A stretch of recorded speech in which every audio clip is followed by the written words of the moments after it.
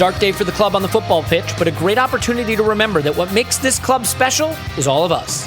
This is the Arsenal Vision post-match podcast. My name's Elliot Smith, Blackman, Twitter, Yankee Gunner, and this is the 500th episode of the Arsenal Vision post-match podcast in one form or another. In a moment, I will introduce Paul, Clive, and Tim, but I want to start with two really important things. I love that this is the 500th episode because it is the perfect time to celebrate what a spectacular community this has been, this podcast, Arsenal, by giving back to it in the most powerful way we know how. And that is by supporting the Arsenal Foundation, the charitable foundation that reminds us that the club isn't just about when we are happy with what's happening on the pitch or when we are quite despondent, but that it is about a global community of people brought together by their love for a football club who can then go off and do incredible things, form bonds of friendship, in Tim's case, form a marriage and a family.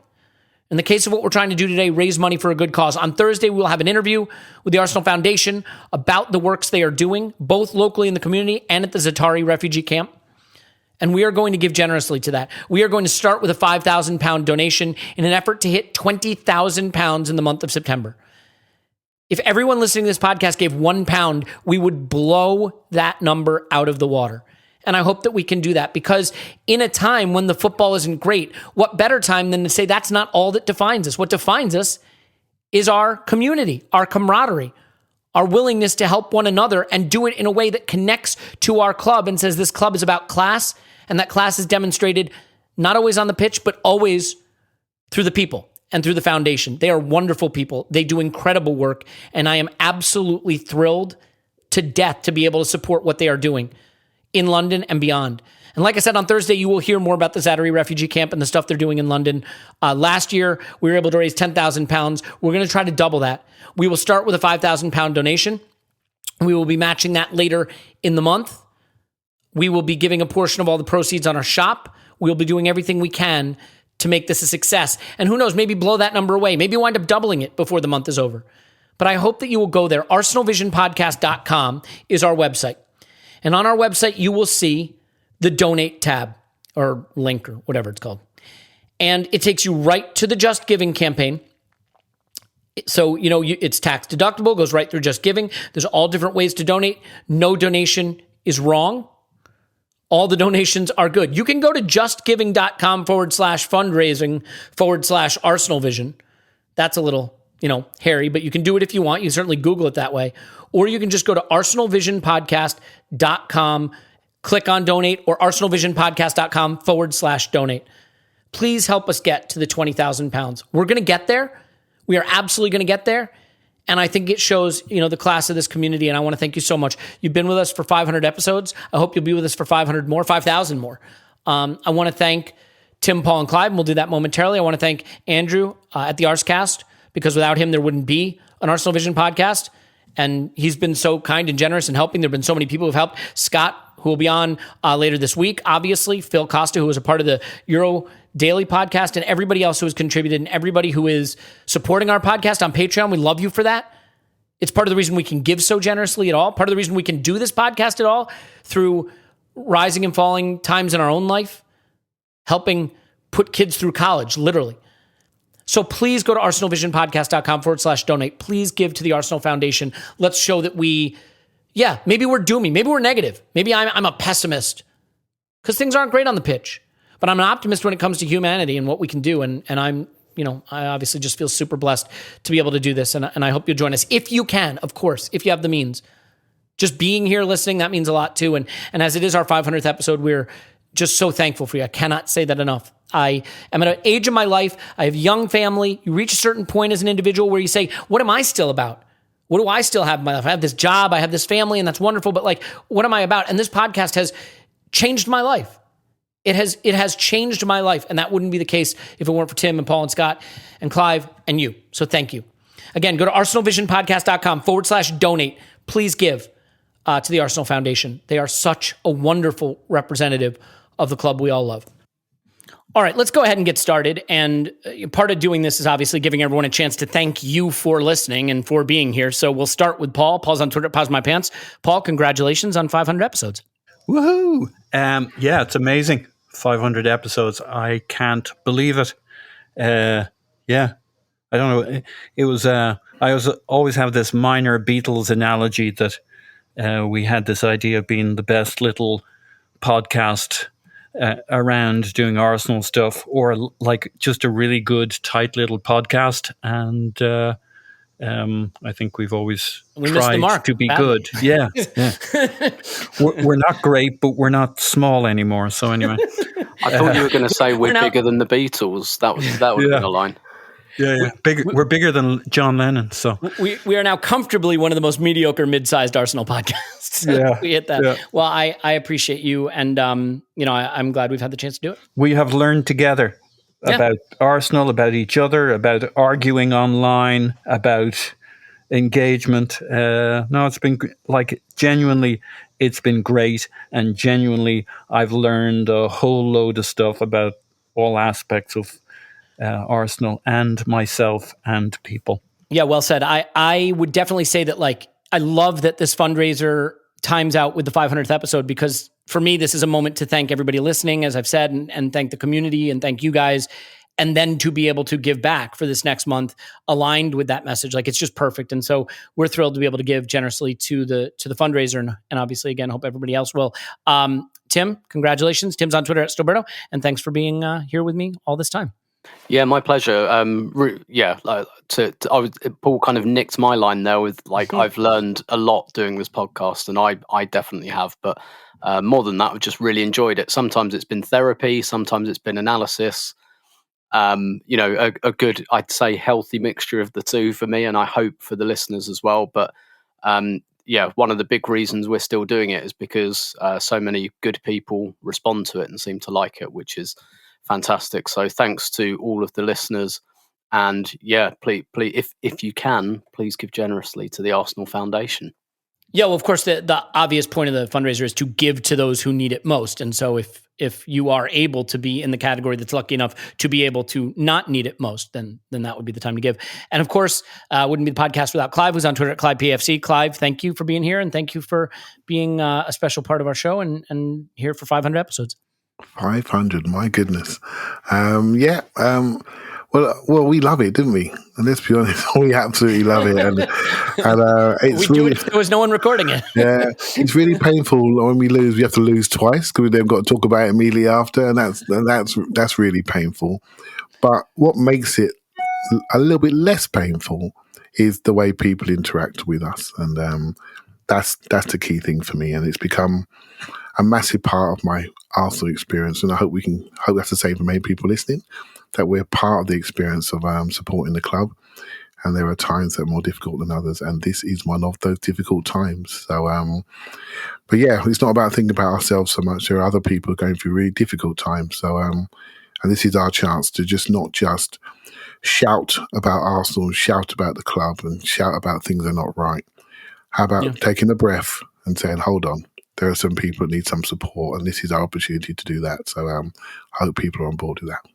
Yeah, the cool thing about being able to organize a fundraiser right now when things are so low on the pitch is that it really pulls into sharp focus for me that this is about a community of people globally who support Arsenal Football Club through thick and thin. That doesn't mean cheering or booing. That means helping each other. And it's really cool. And so, I will say on behalf of Scott also that he is a valuable and fantastic part of this, and would have had him on today, but scheduling challenges today and trying to do the fundraiser launch and everything just made it impossible. He'll be on in the near future. And Phil Costu helped out with the Euro Daily. We have had so many people who have contributed to this who aren't on the podcast right now. And so I want to thank them. And hopefully we'll see you for the deadline day live stream tomorrow. One last little bit of silliness before the season gets serious and starts now that preseason is over. So let's set all that aside. Thank you for joining us for the housekeeping. I know that's annoying because everybody needs to hear people scream and rage and rend their flesh and tear their hair out today. And I promise you, I will do that. I can't guarantee the rest of everybody will. We did something after the Chelsea game that we'd never done before. We started with sort of your one big thing, the big thing on your mind, because it was a big moment. And here we are just a week later needing to start the pod the same way. So I will defer to you, Tim, to start on a day when I think a lot of us are trying to contextualize what has happened in the start we've had to the season and maybe failing to do it, to be fair. What is the one big thing on your mind right now? Yeah, I think the one big thing on my mind is that Arteta has very much fallen into the Arsenal washing machine. Certainly at this point in time. And I know there are caveats about the quality of the opposition and key players not being available and things like that. But doing stuff like selecting Kolasinac while he's trying to have his contract torn up, and just selecting Cedric Soares as a tool, those are the sort of, I guess, even changing the formation. I mean, I want to be careful, I guess, about criticising him too much for that, because I criticised him for not doing that against Chelsea. But this all has the feel of the kind of things a manager does shortly before they're sacked. A bit like, do you remember in Unai Emery's final game, David Luiz played in midfield? And David Luiz playing in midfield is like the final horseman of the managerial apocalypse. It's happened a few times in his career. And it's always the game before they get sacked where they go, why don't we just put David Luiz in midfield? And it just really felt like one of those, like Pablo Mari being left out, which on the face of it, he's had a horrible start to the season and should be. But for Kolasinac, a left back who we're trying to get, not even give away, we're trying to like pay him to go away.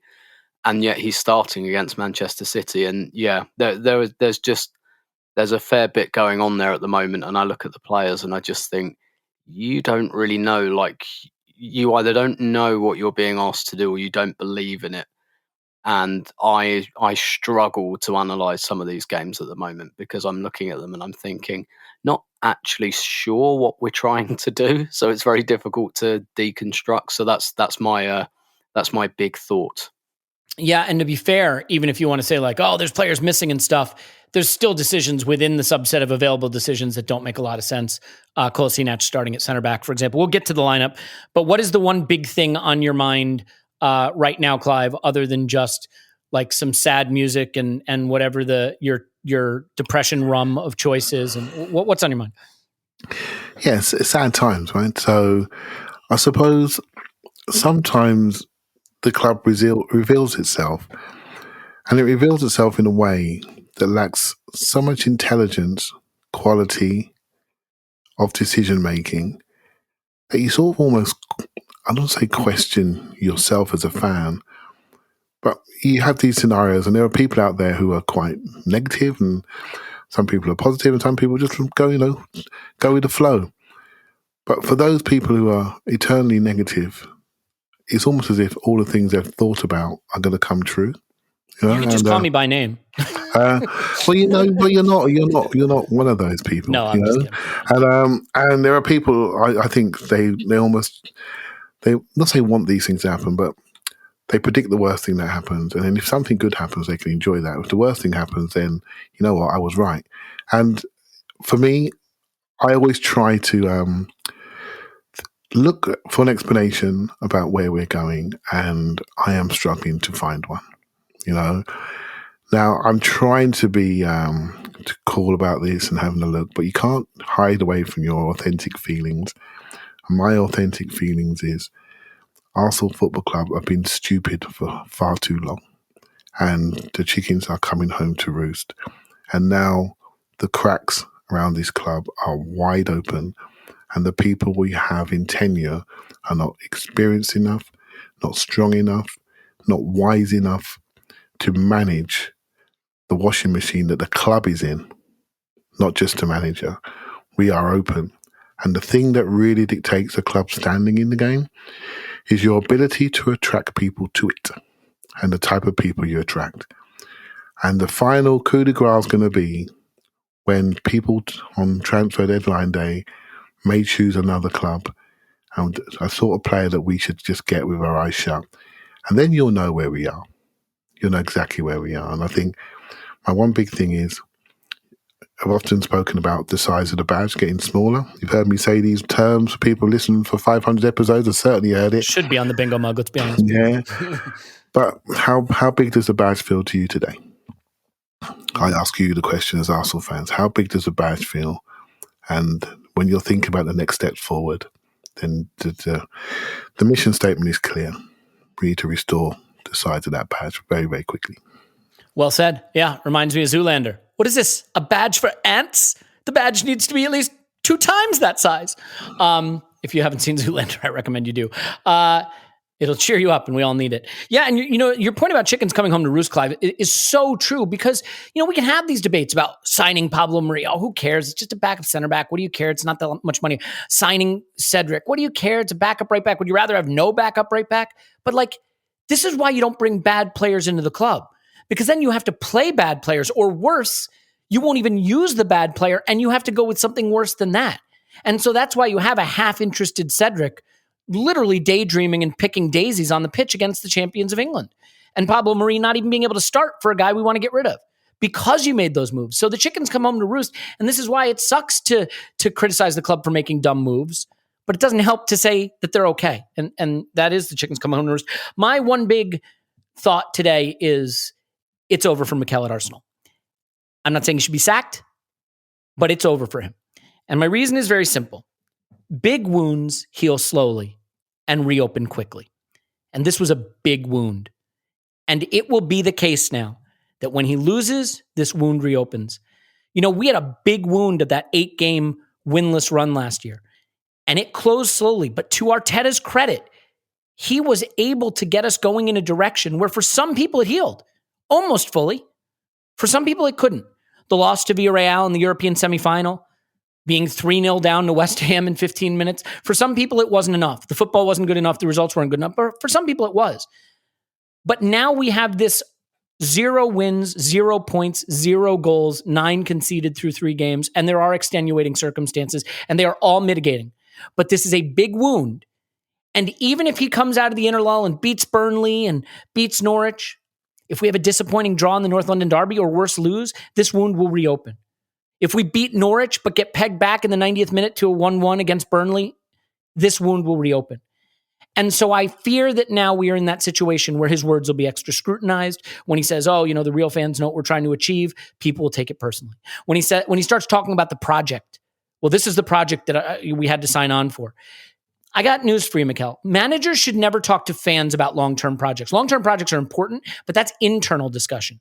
Your job is to go win football games. People don't want to hear about Project Youth, even if we are in a new, smart, intelligent, necessary Project Youth.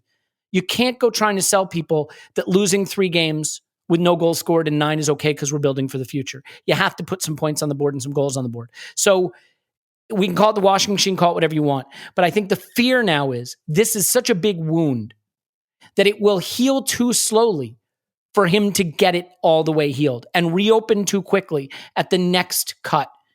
And there will be cuts. It's that simple. This team isn't good enough to now win the next 35 games. And so what would it take? Would it take a run of 7 wins on the trot? I don't know what it would take for the wound to close, but I don't see it happening. So while I'm not saying he should be sacked for losing heavily to Manchester City, that's not my point. Please don't take it as that. I'm saying that I think it is done because I think what it would take for him to now recover is beyond him. And think about it this way just for a second. I name a manager. In your mind, just real quick, think, is he good or bad? Klopp, Pep, Jose Mourinho, Rodgers, Nuno. Pretty much with every one of these managers, you can, no, Tuchel, Lampard. For everyone where you say no or I'm not sure, they probably should go. Ole. For everyone that you say yes, they should probably stay. And my final point here, guys, is simply this. Can anyone say now, at this point in Arteta's tenure, that we have any idea if he's really good? The people who don't like him and say, no, he's terrible. Set that aside. That might be hyperbole. We still don't know if he's good. And you cannot be at that point this long into the project. So I don't see how he turns it around. It doesn't mean I'm rooting for that, but I think it's too much now for him to get it turned around where everybody be on the same page. I think we can move on to the game, but I feel like Clive came off mute. So do you want to just respond to that quickly? I suppose I feel as though I got to exclamation point that. I think when we saw the fixture list come out, we looked at those first 3 games and all our eyebrows collectively went upwards. We thought, crikey, this could be rough. When the Ornstein tweet came out middle of the day on that Friday pre-Brentford and we have 4 players down with COVID, we went, crikey, this could get real rough. Right? So I think to add a point to your message, Elliot, because I hear what you're saying and I agree with it. For me, it's not losing the 3 games that we thought we may have lost. It's the how. It's the how we've gone about it and the messages that we're seeing from the pitch to our eyes, to our brains. I think that's the thing that shocked people. The lack of intensity, the effort, the organisation, the indecision, the tactical approach to games, not understanding how the other team's going to play, changing your shape from the Man City game when that should have been the shape for the first two games, and you actually go back to your normal shape for the Man City game, in my opinion. That sort of stuff to me shows a lack of intelligence, and that's the sort of stuff that we expect this guy to be quite good at. And once you start to fray at the things that you think is his primary skill, you then look around at the things that he can't do, which are the things that come with experience.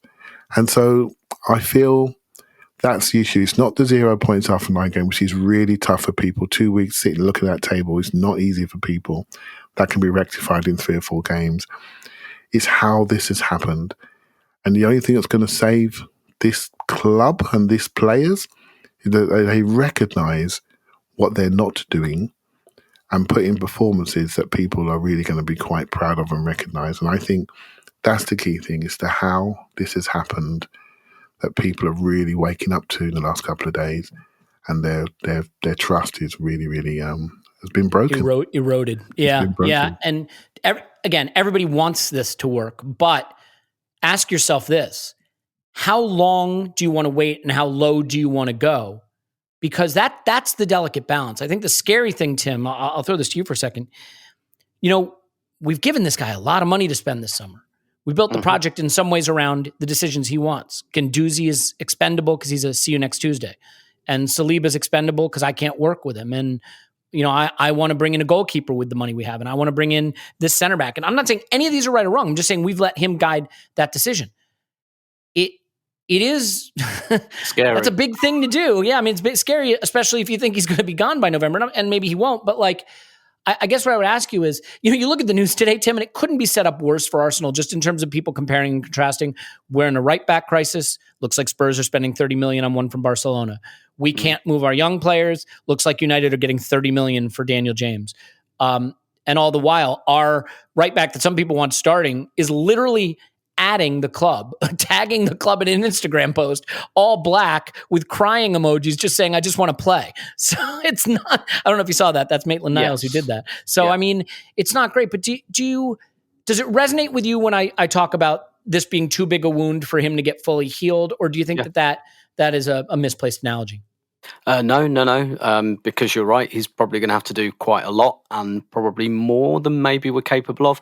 But definitely on your point there, we've really thrown, our lot in with him, and these were his transfers this summer. And so what you've got to hope is, and we've got some doubts about a couple of them, and obviously fairly sane, rational people are kind of saying, well, okay, let's see them play first, but. Quite a lot of us are kind of saying, I don't remember him being brilliant, but okay. So essentially what has to have happened this summer is because Mikel Arteta's talent ID so far hasn't been very good. Some of the players he's brought in have been, Pablo Mari is his player, right? And he's torched him like he torches a lot of players. And I mean, certainly with the Ainsley Maitland-Niles thing, I think what we're seeing, we're building up a picture of a guy who doesn't really have any man management skills, or has very limited man management skills. And he's struggling because again, part of the art of management, it's not just coaching the players on the pitch. You've got 20 odd, I mean, in our case, closer to 30 players, and you've got to keep them all on board and all happy, even when they're not playing.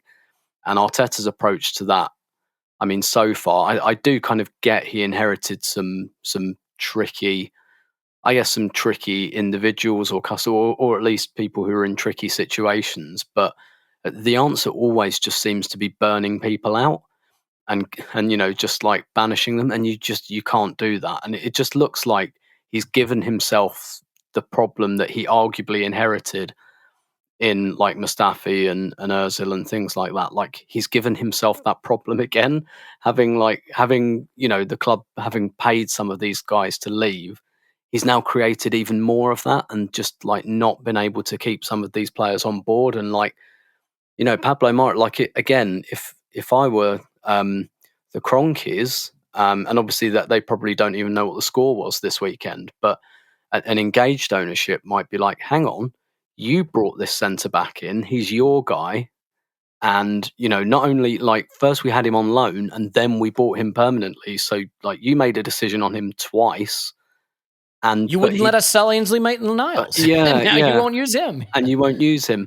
But the guy whose contract we're trying to tear up started ahead of it. What is going on? That's a real admission that you don't trust your own talent ID. And so, you've effectively, I think the man management thing is a big thing. And, he, again, Guendouzi, Ozil, these are probably tricky situations. It doesn't necessarily mean that he was wrong in every single scenario, but you're getting a pattern now where it's like Ainsley Maitland-Niles, so I think he was quite immature to do that, but at the same time, that's kind of irrelevant because it just shows you that there's an atmosphere there in that squad at the moment that's not great. And just to wind it back to my original point, we really got to hope that something like that essentially the pattern breaks on his bad talent ID with some of the players we've signed this summer. Yeah, and what I would say about the Maitland-Niles thing is it paints a bad picture of the culture of communication inside the club. We hear about this culture change, and how's that working out? Has it changed yet? Is it getting better? But if a player feels that he needs to tag the club in an Instagram tweet crying about wanting playing time, that tells me that he's immature. Fine. I'm not backing him all the way there, but that he doesn't feel sufficiently like he understands what's happening with him at the club.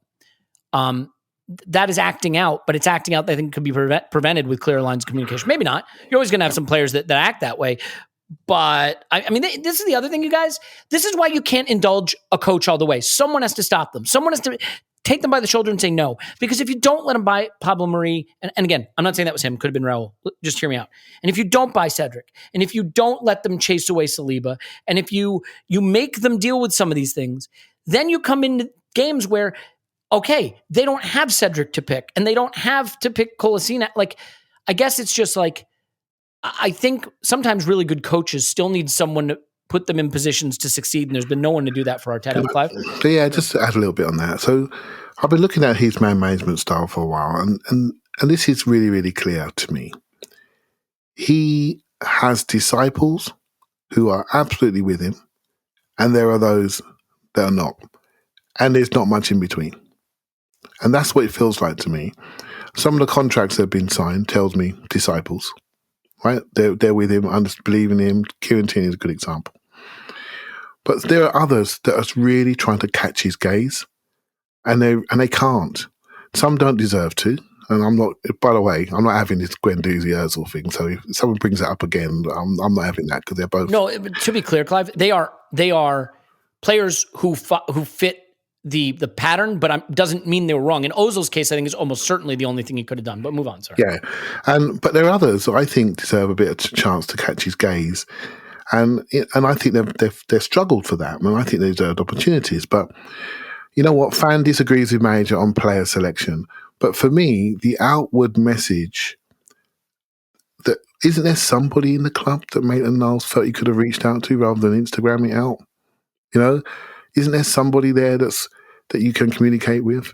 So organisationally, it tells me everything's going through one guy. And I don't like that. That makes us very, very shallow. If you can't reach him, you've got to find a way to reach him. And that makes me start to think about where the power is going. And I don't like those single points of failure, as you guys know, right? So I don't like that. And so I look at Maitland-Niles and I look back and it's a complex situation. I saw Matt speak about it on Twitter today. He's a complex character with people in his ear telling him this, telling him that. He's changed his tune. He rattled the club when he came back from West Brom, so I want my future sorted out. Obviously nothing happened, and he's rattled them again today. It's frustrating for Arsenal fans when we're watching our right back being run past. We're thinking we've got this bloke here that got into England squad as a fullback and doesn't want to play as a fullback, so he's probably seen that this weekend. And he said, nah, I'm letting you know I want to play as a fullback. So he is fighting for public opinion, right? So, but we're Arsenal. What sort of crap is this? This can't be happening. And so that tells me, I agree with him, there is an unease in this club and in this squad. I can't quite put my finger on, but none of it feels positive at the moment. And I'm looking around and saying, who's going to pull this back? Who's going to do it? I'll tell you what we're going to do. We're waiting for talent to spark up and do a job and put on the top corner that we can all feel better for a few weeks.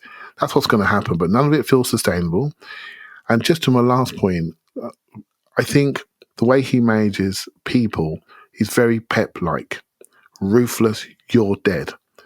But Pep's got a history, and he's also and £1 billion of talent. he's also backed by a country that when he doesn't like somebody, he can cut their throat, and then somebody else comes in who's better and costs 20 million quid more.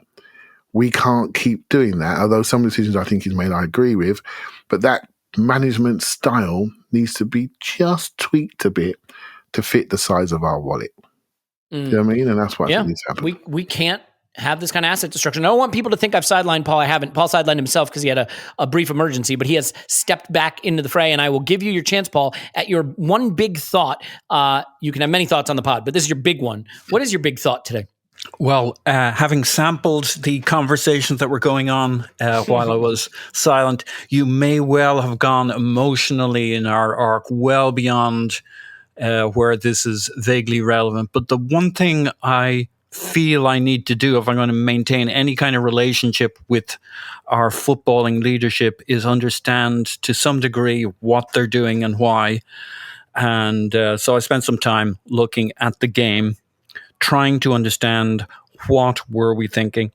And I think I worked out at least to a level that I can understand what we were trying to do. So I thought I'd share that. I would love to hear that. Yeah, please. Because I can't make heads or tails of it. Yeah.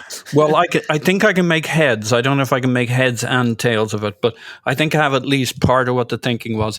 So we have played a 3-4-3 against the big boys a few times in the past and done well and got a result. And we did it by nicking the first goal, basically, and then riding our luck from there. I think Arteta decided to do the same thing this time, and it explained a few things I just couldn't get my head around. So I think the elements were that we didn't exactly press, but we had a structure up front positioned to take advantage and to funnel. So you had Aubameyang. So the first portion of it was Leno punts it long. He actually launches it, gets it into their third, maybe win the knockdown, maybe it falls our way. But if not, no problem. It goes to City, it goes to Ederson. And we saw that a number of times where Ederson literally has his foot on the ball and we're just standing there waiting for him to be funneled. And we had our two wing backs pushed up, Cedric and Tierney, so that they couldn't have any joy down the sides. We pushed them down the middle. And we did that also by positioning Saka and Aubameyang so that they could basically play it down the middle if they wanted. And so deeper than them, than Saka and Aubameyang, was Odegaard forming a V. And it was kind of a positional shadow press as opposed to an active press. Behind them typically was Xhaka to kind of cover the gap. And the idea was to let them play down the middle, to kind of usher them down the middle. Sounds a little weird. That's the one place we normally protect, but we didn't. And it's very, very clear that was the one area we weren't protecting. And we said, play through us.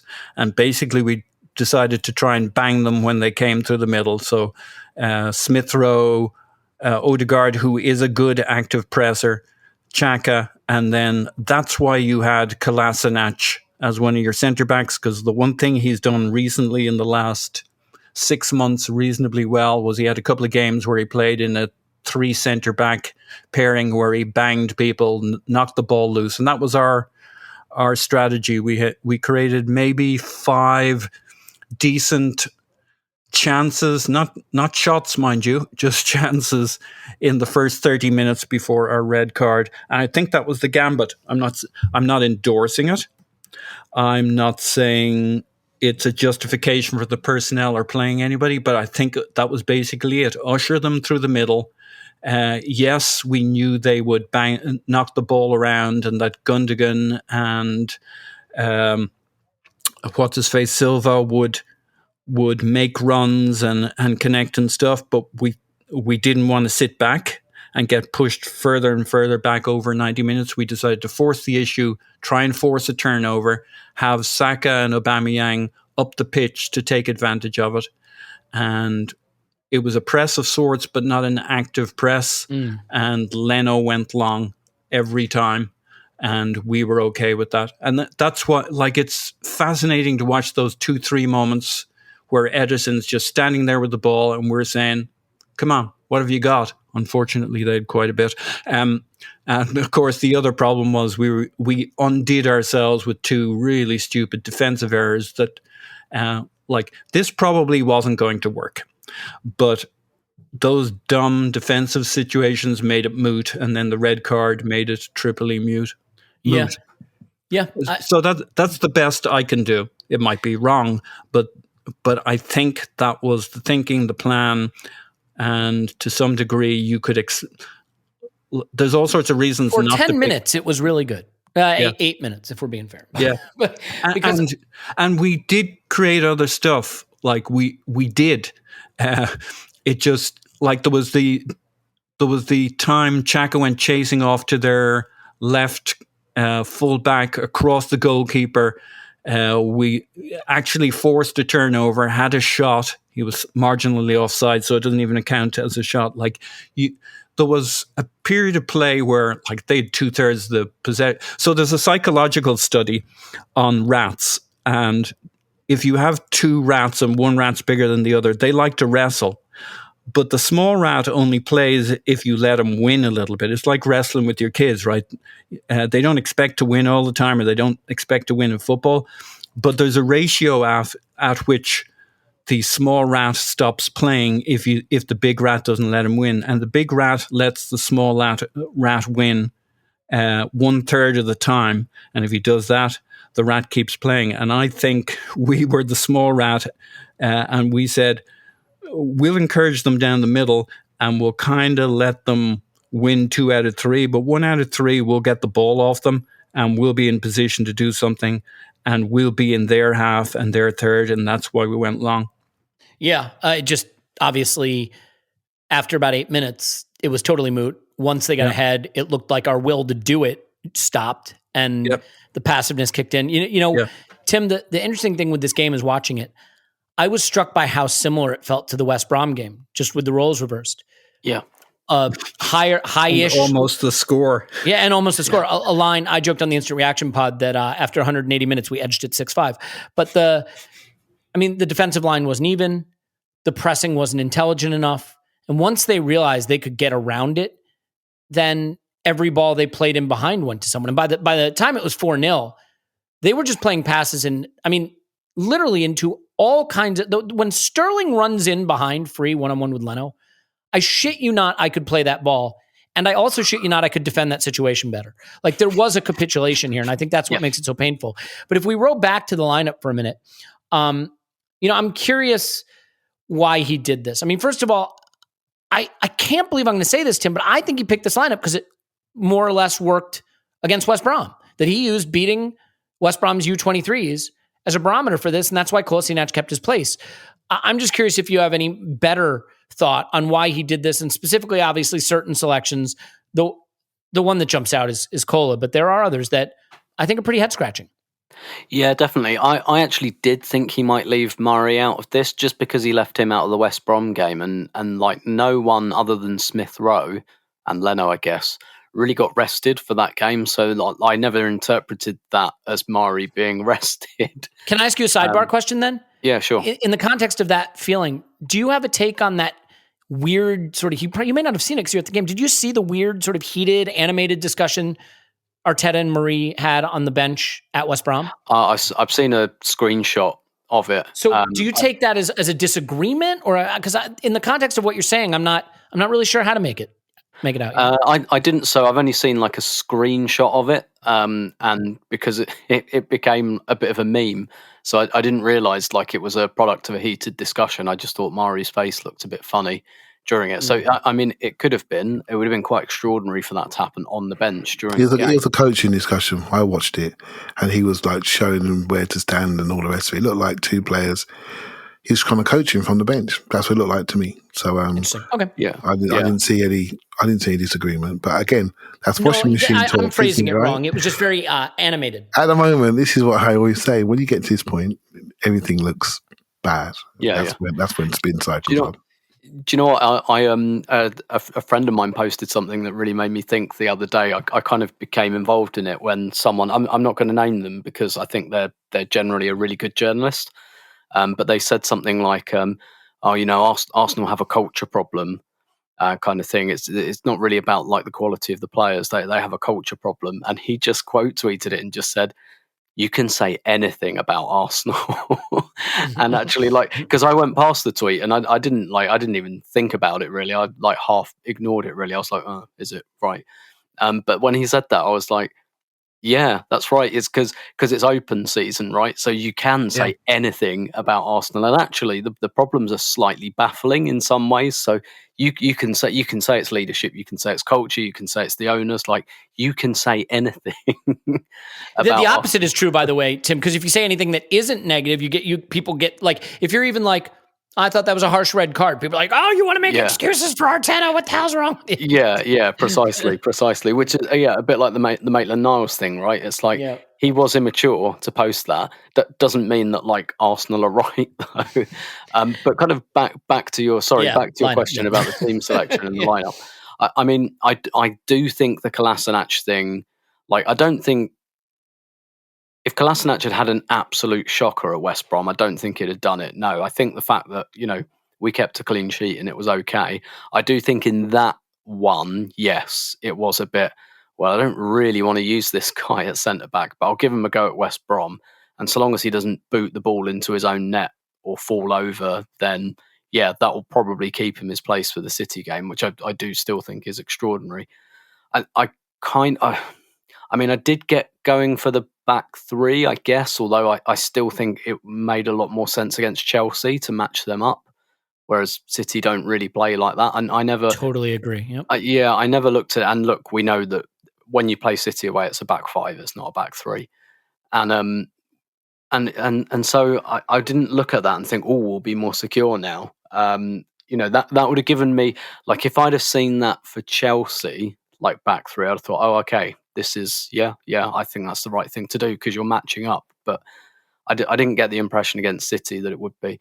The lineup was a lot more attacking than I expected as well. Like, I was surprised. Like, I thought El Neni was going to play. That was another thing I thought was going to happen. And therefore, and that's why I'd probably refute the theory about him seeing something work at West Brom, because El Neni started v West Brom, didn't he? Yeah. Alongside Xhaka, yeah. I thought he'd do that. So my theory, Tim, on why Odegaard was, if it was about knocking the ball loose, whoever, Kolasinac, or whoever, banging into Silva, knocking the ball loose, and we did manage to do it, it was to have Odegaard right there to set off the counter. And that's why he went aggressive with it. And like, we do end up falling back into a back five, but in the first 30 minutes, we're amazing. Well, amazing is a strong word here. We're much more attacking than I thought we were with the two. The wing backs are right up. They're not defensive. They're making sure the ball out from Ederson. Like, there's a couple of times he goes wide and it goes out to touch, or we usher the player out of touch. There's a part of it that kind of works now. I think they would have battered us regardless, but I mean, I guess, like, I think, your point about the wing backs pushing up to stop, you don't want both your full backs to push up and then only have two centre backs, I guess. So I guess what it was about was we'll have three centre backs and then we can push our wing backs up. Not so much as an on the ball. Yeah, because like, you look at say Xhaka and you see whoever, Gundogan, wandering around in this gap between him and the centre backs, and you're like, where's our screen? And the idea was there wasn't really a screen. It was Xhaka to clatter into some people, but if he ain't there, that's why Kolasinac. That's why he. I think West Brom was kind of an audition for not exactly the style, but the players, to get them played in. I don't think he kept Kolasinac because he did okay. And I know you weren't saying this because he did okay against West Brom. You said, oh, why don't he? I think he played him at West Brom because there's no way Arteta didn't have a plan already in his head for how he was going to play Pep. He didn't go to West Brom and then come up with a plan. Yeah. I think that's probably and because it wasn't really the same as against West Brom, but No. I do. If Kolasinac had an absolute disaster at West Brom, I don't think he'd have played. No, I think he probably would. Yeah, and he played him hard. as a centre back, right? He had choices. He could have played him as a full back, but he played him as a left centre back on the side of Holding, and that's why he played Holding. Okay. Tim, let me ask you the question I want to ask then. So, I mean, he's not going to escape the Saliba argument this time. No. You cannot get away from it. And I'm really sorry, people. I know it's played out and it's tired. It's a very expensive, very talented young man. We have refused to use him last year, refused to have him at preseason this year, sent him away. You can come up with whatever speculative argument you want for why he's not here. He's not here because Mikel Arteta doesn't like him. And now the player doesn't want to be here either. The fact is, he would be the best center back available for these first 3 games and easily the third, if not better, center back at the club. This is exactly my point about someone has to tap the guy on the shoulder and save him from himself. So, I mean, how on earth does he escape that scenario now? I don't understand it. He can't. No, he definitely can't for the reasons you say. Like, it doesn't have to mean that Saliba's starting, but there's no way that Saliba is, worse than Holding and Mari and Chambers. Chambers. Like, there is absolutely no way. Like, I think definitely last year you justify sending him out on loan if you want to, but this year, if you're putting someone on loan for 2 years, unless they're like 17 or something, and definitely not like a £30 million signing, it's because you don't like them, essentially. you don't see a use for them. I guess my slight hesitation would be in terms of the, I guess, tapping the manager on the shoulder thing, is would Arteta therefore have just been okay with selling him, and maybe have the club said no, we're not prepared to sell, not at this point, like we'll put him out on loan for a year and see how it goes, because to all intents and purposes, if what we're saying, if our assumptions are true that he just doesn't like him, why wouldn't he just sell him, particularly when he knows he needs to recoup some money? So I do wonder whether Edu or someone has said no, we're not doing that yet. But he can't escape that conversation, and I'm sure he knows that.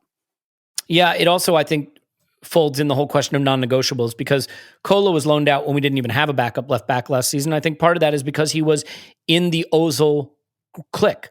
He is Ozil's boy. He's Ozil's bodyguard. He's Ozil's friend. And he was implicated in some of the stuff that Ozil was doing behind the scenes, and it's Arteta didn't want him around. And now it's not a non-negotiable anymore. Now he's starting against City. I don't know. Clive, the game was bad. I mean, 9% possession in the second half, 18% possession in the game, the worst in the history of the club. We got outshot by 1 million. We got outpassed by 1 million. We got out everything by 1 million. I mean, it was just a disaster. But the extent to which it got out of hand is almost certainly, in some respects, related to Granit Xhaka getting a red card. And there's just a lot of dimensions to the discussion around that. I think one of the dimensions is, of course, refereeing. I'm not super in the mood to have the discussion. I think Chambers was punched in the face, and we should have gotten that call. I think Granit Xhaka's red is a red. I think Paul Pogba's should have been a red. Paul Pogba not getting a red doesn't make what Xhaka did okay. The refereeing has been inconsistent and problematic, but I'm not prepared to have it be an excuse for the Xhaka thing. So I'm curious how you're feeling about this leader, this guy who just got a new contract, in part because of his quality, but hugely because of his leadership, getting sent off and leaving kids out there to get their butts exposed and spanked real good in front of a global audience. Yeah, there's a few things that happened at the weekend. On the back three thing, I think he was doing the play all the fullbacks, because Man City don't have a forward. They have wing forward midfielders. I want to play my most agile defenders, he says, coughing, laughing, rather than playing big 6'1", 100 centre-backs to manage them. And that's why I think he did it. Could he have played Tierney inside and played Tavares on the outside? Probably. He chose Kolasinac. I don't think that's the biggest issue in that game. I thought the biggest issue was our midfield setup with no secondary pivot in there, but That's just my feeling. But on Xhaka, maybe that is the biggest issue from the game. Forget about Kalashnik, right? He's the last year of his contract, free transfer. He is what he is. No, there's nothing to talk about here. But Xhaka is the guy that he's really pinned his mask to, isn't he? You know, he didn't want him to go. He's one of the disciples, one of the leaders in the dressing room. He gave him the captain's armband back. No drama there. He can do anything he likes. And it seems to be okay. With other people can't do anything to get on his good side. Right? So, for me, I can look at Xhaka and Partey and say, you know what? When they're together, we look better. We're better for it. But there are times in your management and history when you look at a player, you say, maybe it's time to turn a new page so I can bring something different to this team. I can bring something different to all the fans that are watching. Because if I know football and I know footballers, I think I've seen everything I'm going to see about this player. When he does something good, I know what that good performance looks like. And when he does that at the weekend, a flying two-footer, I've seen that before too. And it's going to cost us. And it normally comes when the team or he is about to be embarrassed and he bails. And we all know this, don't we? As all of you guys are nodding right now. He bails out and he leads people, and that's not leadership. And it's pretty predictable, really. And what's really, really damaging, and we said this last week, didn't we? We said it feels a little bit like a Willian move. And by getting him to re-sign, it just says to people, more than anything, what inertia.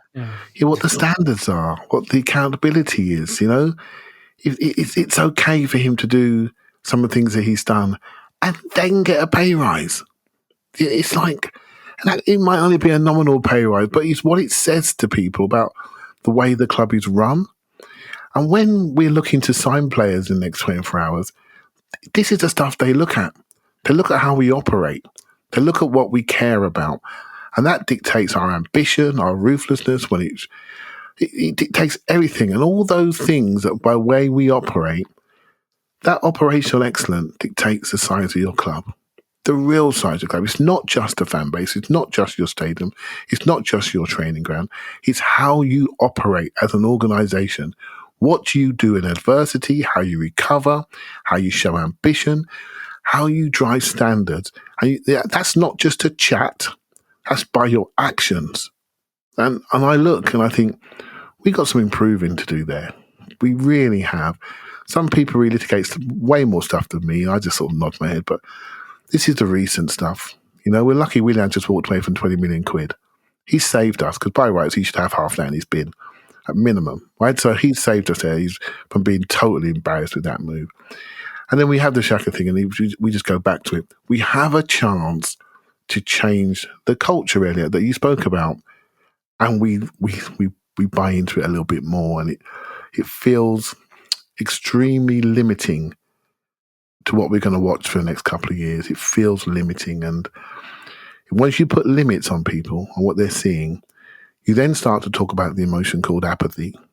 And let me tell you, when people get apathetic, you're done. You're done. The club is done. I expect Edu to be done, and Arteta will be really struggling. So one of them's going to go in the next 2 months, regardless, because the grumbling's already started. So one of them will have to go, and we'll be in another organisational change and another new phase of a project.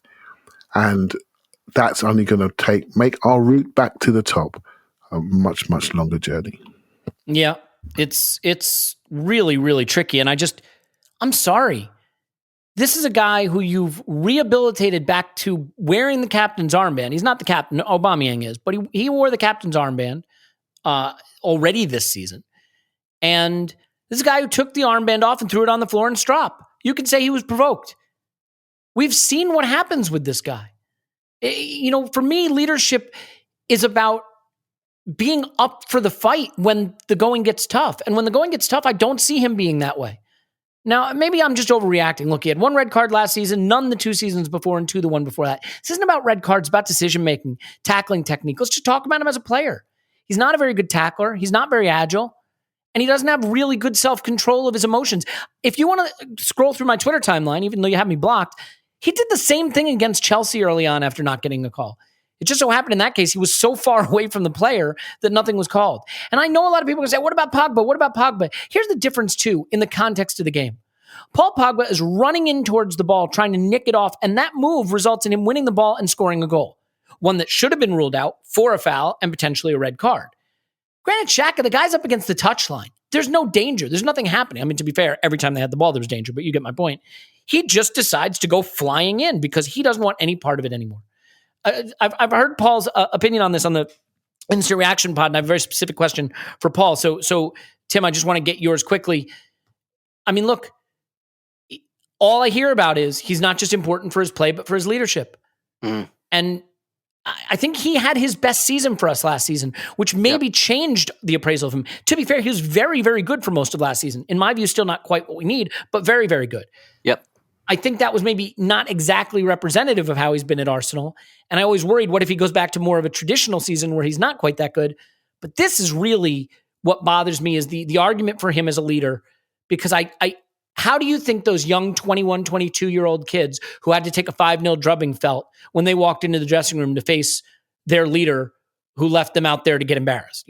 Yeah, absolutely. It's one of those, like those signs like X days since the last hurricane or something. And you see them in like comedies like X days since our last nonsense. And it's the Simpsons opener, right? X days since last workplace accident. Since last meltdown, yeah, exactly. And this, like I said a lot last season, I felt he'd cut out, like, since that really stupid sending off against Burnley at home, I thought he started to cut out the Xhaka-isms, the kind of the time bomb that goes off every few months or every few weeks. And I've explained before why I didn't think his mistake away at Burnley was a Xhaka-ism, as it were, in that it wasn't a loss of head, it was just a technical error. But yeah, this was Xhaka gonna Xhaka, and it's hugely disappointing. I mean, obviously in the context of the game, it's hugely disappointing. But the club was so terrified of the PR around the contract extension that I think I'm right in saying they didn't tweet about it. I think he put it on Instagram. Tim. You're right, Tim. They didn't tweet it. I'm glad you spotted that. Yeah. I think they put it. I think they might have put it on Facebook. And he put it on Instagram, but they didn't tweet about it. So they know. And, from a PR perspective, this was the last thing they needed, really, because this is confirmation, really, that he hasn't totally got rid of that from his game. And there was, I mean, probably not for most people, but for some of us, some naive hope that maybe he'd worked that out of his game. And, he's 29 now, and he's kind of been rehabilitated as one of the leaders of the group and all of this. And he's definitely got the manager's trust, and he's got a manager who played a very similar position. And you kind of think, okay, all right, maybe like something's changed here. And he was very pointed, I think, about Emery towards the end. And you could tell that something had broken down there. Like, whereas now I think he has a good relationship with Arteta. I think it's one of the good relationships Arteta clearly still has. So from a PR perspective, pretty disastrous for this to happen, particularly while the window's still just about open, albeit I don't think Arsenal are going to do anything. I think we'll sell him. I think there's a chance. I think that we will reverse course and take whatever Roma will give us for him if they still want him. And I think it'd be the right move. They could do. But yeah, and obviously from a footballing perspective, it was an absolute disaster. But this is, sorry, go ahead. No, finish my thought there. This is why, and look, I know everybody has their thing, and sometimes people just roll their eyes and go, we get it. I cannot ever get on board with culture analysis. I'm not saying culture doesn't exist, but culture analysis is so post hoc guesswork nonsense. When teams win, they have a good culture. When they lose, they have a bad culture. It's that simple. And I'm not saying there isn't a culture of winning, but good luck guessing it. Because everyone told me that Arteta was changing the culture and getting rid of Guendouzi and getting rid of Ozil and pulling us together and putting in his non-negotiables. And here we are. One of Ozil's clique is starting against City, a one-away player at center back. And our academy kid, who we wouldn't sell last summer, is going on Instagram, literally calling the club out. And our young Tyro center back is off playing for Marseille, having little pops in the media.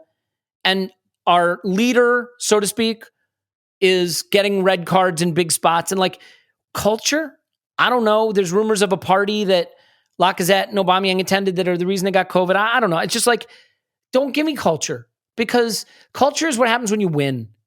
The rest of it is just guesswork. You know what makes you win? Talent. We could use more of that. And by the way, the excuse that we were always going to lose to City, I agree. And with 10 men, certainly.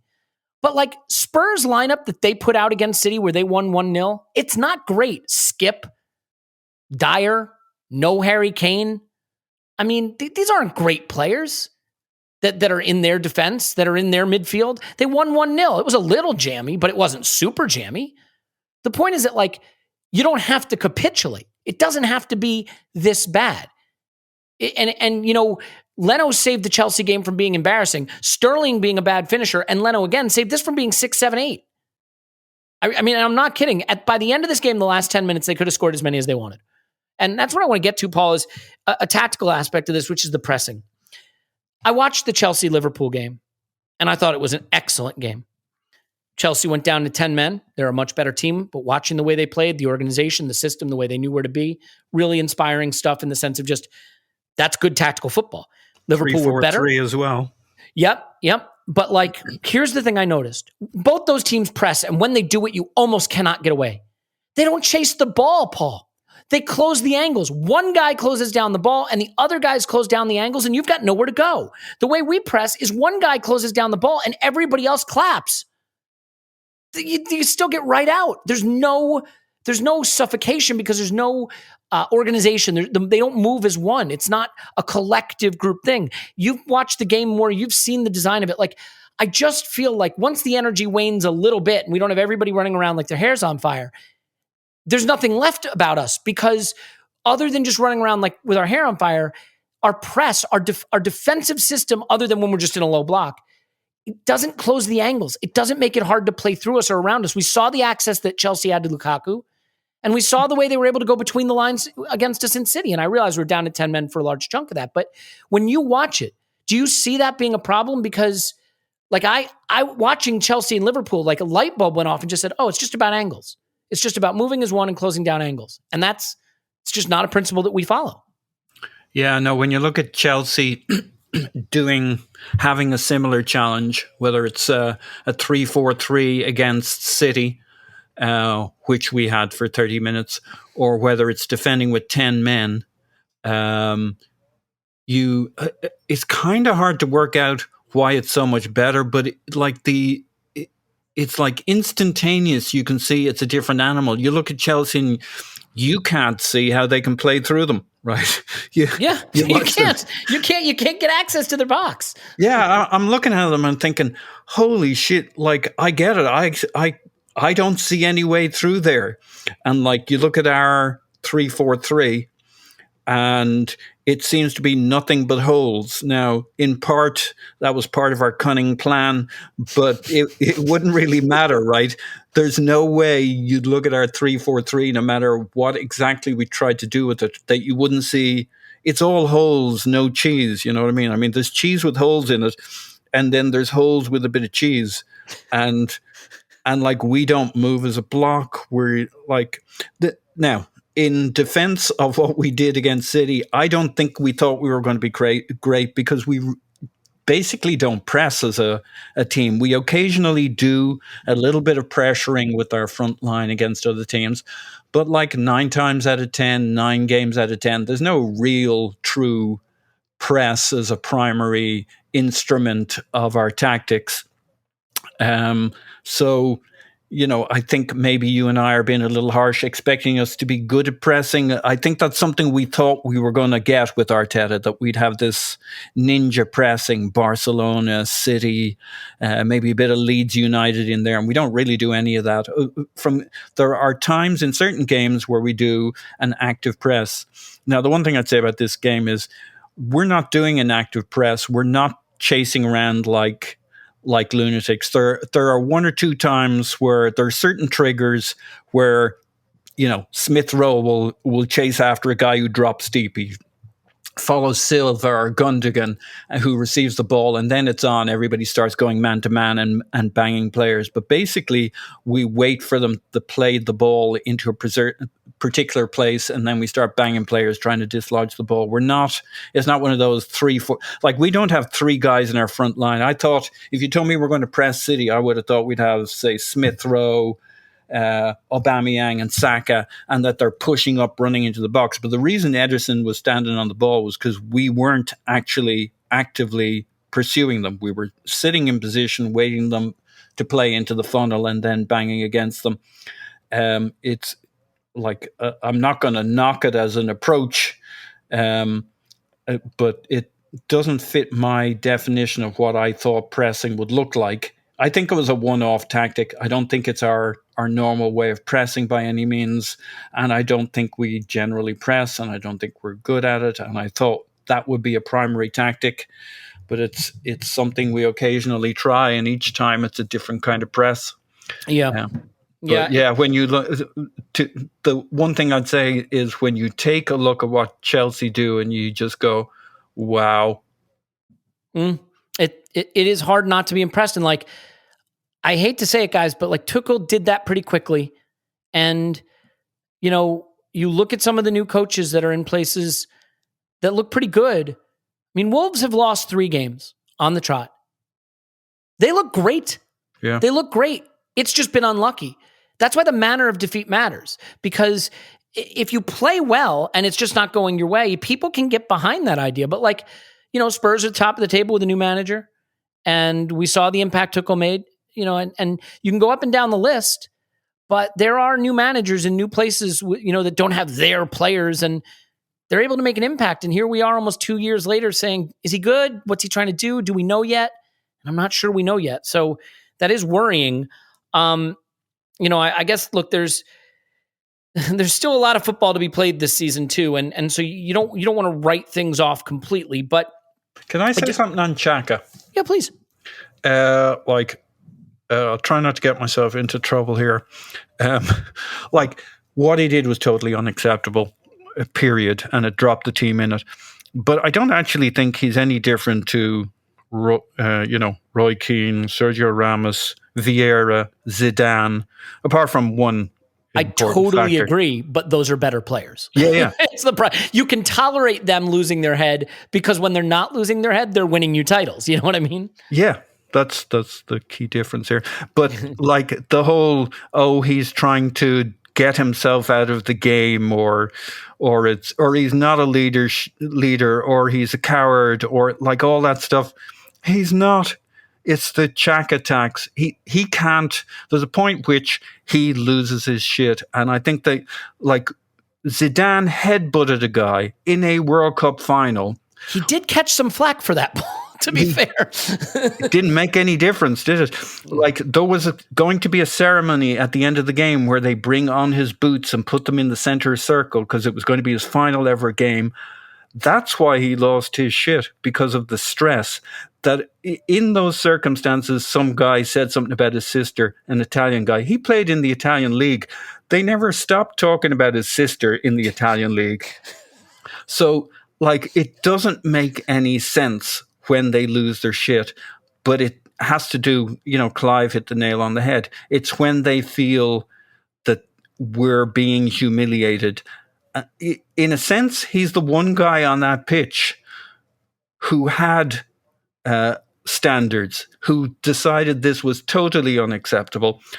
And unfortunately, he has the flaw those other guys have without the talent. He lost his shit, and there aren't other circumstances when he's good enough to compensate for it. But I don't think it's super complicated in terms of what's going on there. There are certain players who the red mist descends, and it doesn't matter how much they mature. Like Roy Keane is a lot more mature now, and I know we saw him in a bunny suit or something. Doesn't sound like it.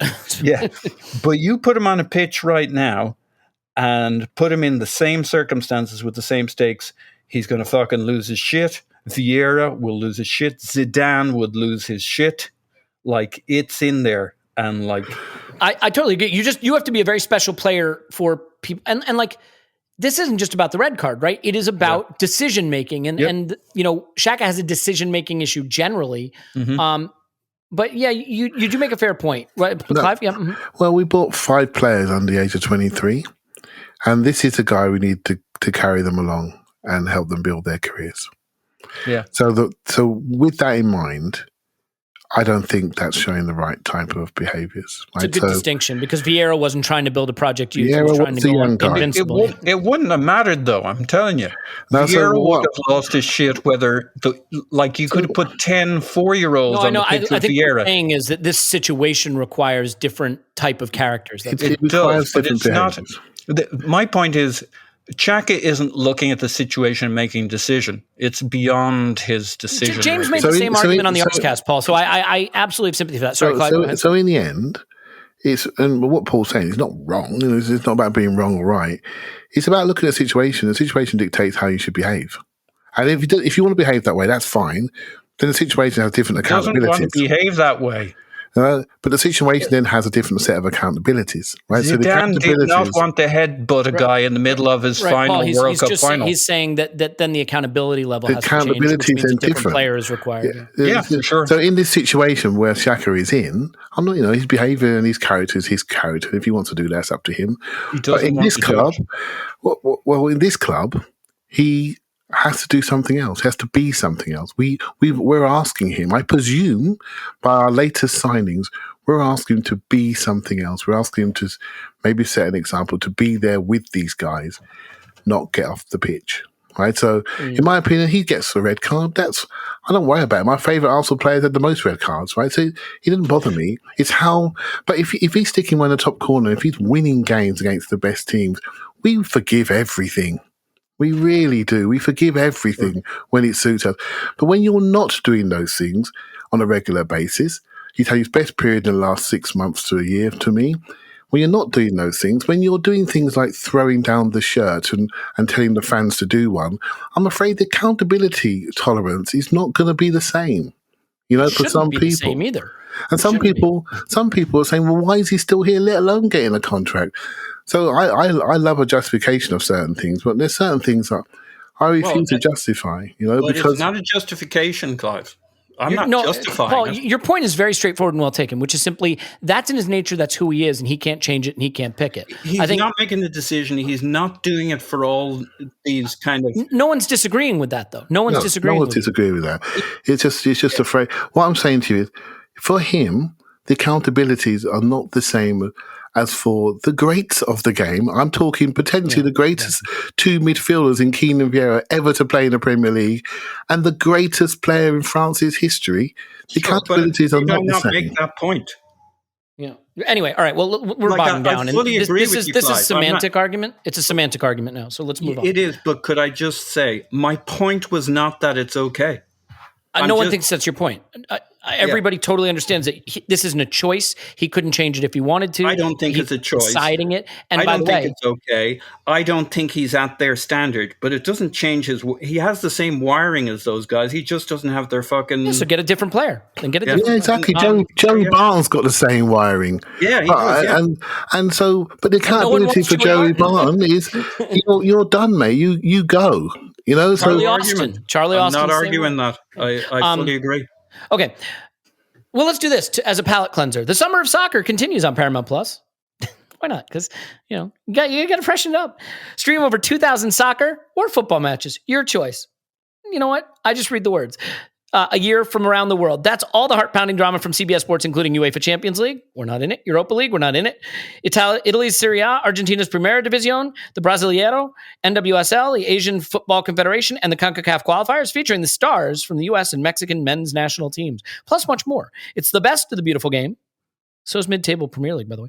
With all the beautiful names like Messi, Mbappe, Ronaldo, Rapinoe, and more. Be part of the excitement as champions are crowned and history is made. The world's game lives here on Paramount Plus.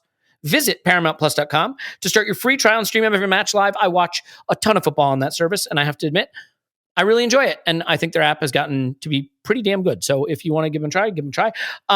So, all right, now that we have gotten away from pretty much furiously agreeing with each other, but with semantic differences, because there's really not much else to talk about, let's be honest. I do want to make the point just real quick that, we did have some very good players on the pitch. Like there is this attitude, like we put out like our U9s, so it was expected, like Aubameyang, Smith Rowe, Odegaard, Saka, Tierney, Leno, Chambers if he was right back, I guess. Holding right now, like they're starters. They're all starters. Other than 3 defenders, they're starters. So you can't tell me this is the only thing that you can do. But Tim, one of the performances that I feel like has to be highlighted, and you almost hate to pick on him, but the Callum Chambers situation it's really I don't know what to say. I don't know what to say about the way that back line played.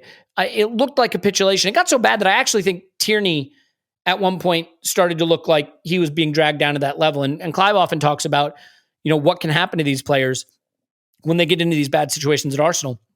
Maybe Ben White has been spared by not being available for these last couple of games, but I don't know what you can say about Callum Chambers, because we went into the summer saying, well, maybe he's starting right back. Could he be? Maybe. And now, I don't know. He was seeing ghosts by the end of this game. These players looked like they needed a hiding place, and he was chief among them. Yeah. I'm in two minds about this, because on one hand, you're quite right. The assessment was never that firm about Chambers. And by the way, we've heard nothing about his contract, have we? Because he was meant to have a year left with an option, and we still don't know whether that option's been triggered. I imagine it has, because no one seems to be talking about it. But again, it's not something we announced. And absolutely, the sample size last season was quite small. But I think, a lot of us were thinking, well, okay, he was all right there last season. He seems to be able to do roughly what Arteta wants in a right back, and therefore, we've probably got bigger fish to fry. And if we can sort it, great. But if not, it's just another can we'll have to kick down the road. Obviously, our faith in everything at the moment is completely shattered.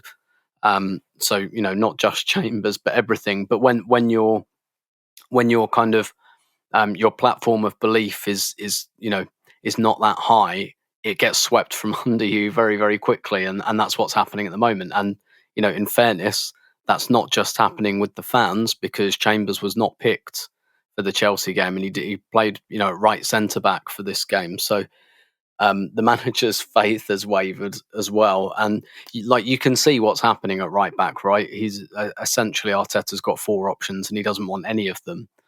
But with Chambers, yeah, that has, and I guess you could also say that maybe his expectation of what he wants from a right back has changed, because we're not quite playing the same way as last season, or maybe we are, and we've just executed really poorly, or we haven't had the opportunity to play like we did last season. So, that kind of tucking in, creating a back 3 type thing hasn't really happened because of other circumstances. So I do expect that situation to calm down a little bit once the fixture list calms down a little bit.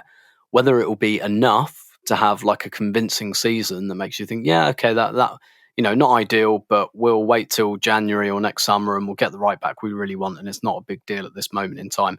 That's kind of the best case scenario I can imagine, right? I can't, and I don't think I've ever been able to imagine that, say, next summer would be going, let's give Chambers a new 5-year deal, he's the right back. It was always a case of, is this good enough for a season? And that's always quite shaky territory to be in. But I guess the other thing about it as well is sometimes it's quite dangerous to buy too many starters in one window, I think. Arsene Wenger was famously on record about having trouble integrating if you change the first 11 too much. Yeah, precisely. And so you could take the kind of take the opinion that it might not have been a great idea anyway. But essentially, right back is a real sign of where Arteta is really struggling, because he's got 4 options that he doesn't really want. And by the way, not all terrible players either. Hector Bellerin's a good player, right? Ainsley Maitland-Niles is a good player. Cedric isn't, and Callum Chambers is decent. He's okay. This is not. It's not the ideal set of options, because Bellerin, for example, I just don't think is the type of right back that Arteta wants, and that's kind of fair enough. But it's not completely unworkable. It's not completely unworkable. There are options there that can be worked with. And the weird thing is, the only one that Arteta actually brought in was Cedric, and he's the worst of the lot. So it's a really confusing situation back there. And I think Chambers as well. I mean, if I were Chambers, I'd be looking at things and thinking, do you know what? Maybe I need a permanent move for my career, because I haven't really established myself at Arsenal, and maybe I never will. And maybe I'm just at an age where I need to, go to Crystal Palace or something and be a starter and really decide what my position is and kind of establish myself a little bit, because it just feels like he's been convenient for Arsenal for quite a few years without ever actually excelling. And I think after a while that becomes quite dangerous after a while, I think. Yeah, this is where I really, really, really don't understand what Mikel was thinking, because you cannot play a back five with Cedric and Chambers as your two right-sided defenders. There's just not enough savvy, nous, physicality, energy, capability, whatever the hell you want, talent on that side. That is begging to be exploited. And I mean, poor Callum Chambers, because he has some flaws as a fullback, but as a center back, he cannot play. Not even a little. I mean, he can't jump with guys. He can't track runners in the box. And he got ruthlessly exposed. And it doesn't give me any pleasure to say that. He seems like a lovely guy. He's been here 7 years. I mean, it is wild. I want to ask you something, though, Clive, that I think is hard. And maybe you could speak on this. This is why I thought he got it all wrong. Back three against Chelsea to match him up. Back four against City with a line of three, a straight three in front of him. Elneny, Xhaka, Lokonga. Xhaka drops in the pocket between the center back and the fullback. Elneny drops in the pocket between the center back and the fullback. And Lokonga can go hunt. Fine. And you keep all those little holes tucked in tight. We put a bunch of idiots in the back line and let them run around and get exposed. I don't know what we were thinking, but I think they quit, Clive. And I don't say that lightly. I watched the second half again, and after it goes to 4-0, they quit. I'm telling you, when Sterling gets in one-on-one, nobody is playing. Nobody's pressing the ball at all. Nobody is following the runner at all. And if Sterling just has anything about him there, he finishes that, and it's 6. Well, at that point, 5, I believe. There's another moment where they get in the header that Leno saves brilliantly. All that happens, who is their left winger at that point? I think, I can't remember. It might have been Sterling at that point. Is he runs inside a little bit. Cedric just stops. He doesn't track him. He doesn't follow him. Chambers goes on a mission to nowhere, just goes out of his hole for no reason, and they're in. So some of it is just naivety, but some of those players were not trying at that point. And maybe not trying. Maybe quit is too loaded a word. Maybe what I mean is they had lost the will for the fight at that point. They were really beaten down. That takes some getting repaired. I'm curious how you see that end game, that last 15 or 20 minutes or so, where they had acres of space to pass the ball into the box and behind us, and nobody tracking runners and nobody closing down the ball. Yeah, well, when you've got 10 men, what you don't do is you jump out your holes, because then they can just pop in around you. So you almost shuffle from side to side and try to stand still. So pressing has gone when you're down to 10. It's just about blocking holes, right? So, but let's talk. Really, why is Cedric here? Why do we wait 6 months for him to get well and pay his wages? Why do you pay a loan fee? And why do you put him into that mix just to unsettle people? That's the issue. Why the whole Cedric deal? That tells us who we are and how we're perceived. The fact that Cedric's not a very good footballer is no shock to anyone listening, and no shock to you guys as well. You know, he has good moments. Like a lot of these players, like Callum Chambers done, over 150 appearances, 7 years. 7 years is enough time to work out that maybe he's not going to take us to the promised land. You know, it's these decisions which have allowed us to be in the pack, Elliot, we hope in the pack with Villa and Everton and Leeds and Leicester, etc. We hope we're going to get into that pack once we find our legs. But if you keep having these players in your team, regardless of what the manager sets them up with, there are certain things they can't do. So they can't sprint into tackles. They don't take the ball beyond people. They haven't got the agility and pace which is required at the top level. I remember one of the first times I listened to Ken Early on Andrew's podcast, and he said something that's always stayed with me. He said, in the world of football, he goes, for some clubs there is a shortage of talent, But there isn't a shortage of sports science. People can understand how athletes move. They can select people who can run, sprint, jump repeatedly. And the sports science level in the Premier League is way beyond Callum Chambers. And we keep buying these players and presenting them as the promised land. We have to realise there's two facets to the game of football. It's on and off the ball. And there's a reason why you can't see no gaps in Chelsea's system, because they move, they press, they turn you around. You can't even turn around to see their goal, let alone turn around to play a pass with no pressure. You can't play a pass without no pressure. So when you play a pass under pressure, it's not going to be accurate. You can't get near their defence because they've got the right type of footballs that do the work, or if they're coached or they're made fitter to do the work. I look at our team, we're unfit. What's our response? Good player, I like him too. Let's go and get Martin Odegaard. Yeah, you heard me say it before we signed him. Is there anything you saw at the weekend that Martin Odegaard's going to fix? No. It's not against Martin Odegaard. We keep doing this. We don't recognise what a footballer is. Leicester do. Daniel James, he doesn't work for us. You can pick the club he's going to go to. Sprinty guy, repeat sprinter. Who's the best running team in the Premier League? Leeds United. They're just going to go and buy him. You go, that makes sense. Because Leeds have got an identity about what they are and who they're going to play. We are a number 10 team. We're an on-the-ball team, nice pattern, sunny day, Emirates Stadium, when teams don't want to press us. As soon as they do, we fall away, we crumble. I'm going to tell you now, for every single one of the podcasts I've done, I've watched the game. I refuse to watch this game in its entirety because I don't need that sky in my head. From the moment I saw that first goal, the first time City went near our box, they loop across to the back post and Callum Chambers can't get his fat ass off the floor to beat Gundogan in the air. Well, there's nothing to see here after that. There's no point in looking at tactics. There's nothing to see. That's just not good enough. So till we recognise that, we're not going anywhere. We are not going anywhere. We need to recognise this, and we need to simplify our thought process about what we're seeing. It really isn't good enough. I couldn't agree with you more on everything you've said. The only area where I would diverge slightly is to say that, if in those small games against the minnows, against the bottom half, against the mid-table, which is now, I guess, our rivals, I don't know, if we were a swashbuckling attacking side, scoring 2, scoring 3, scoring 4, and we were getting turned over in the big games, that would be sort of like the bad old days under Arsene, right? Where we would finish top 4, score a lot of goals, but be humiliated in the big games and not compete. I didn't like the way that felt.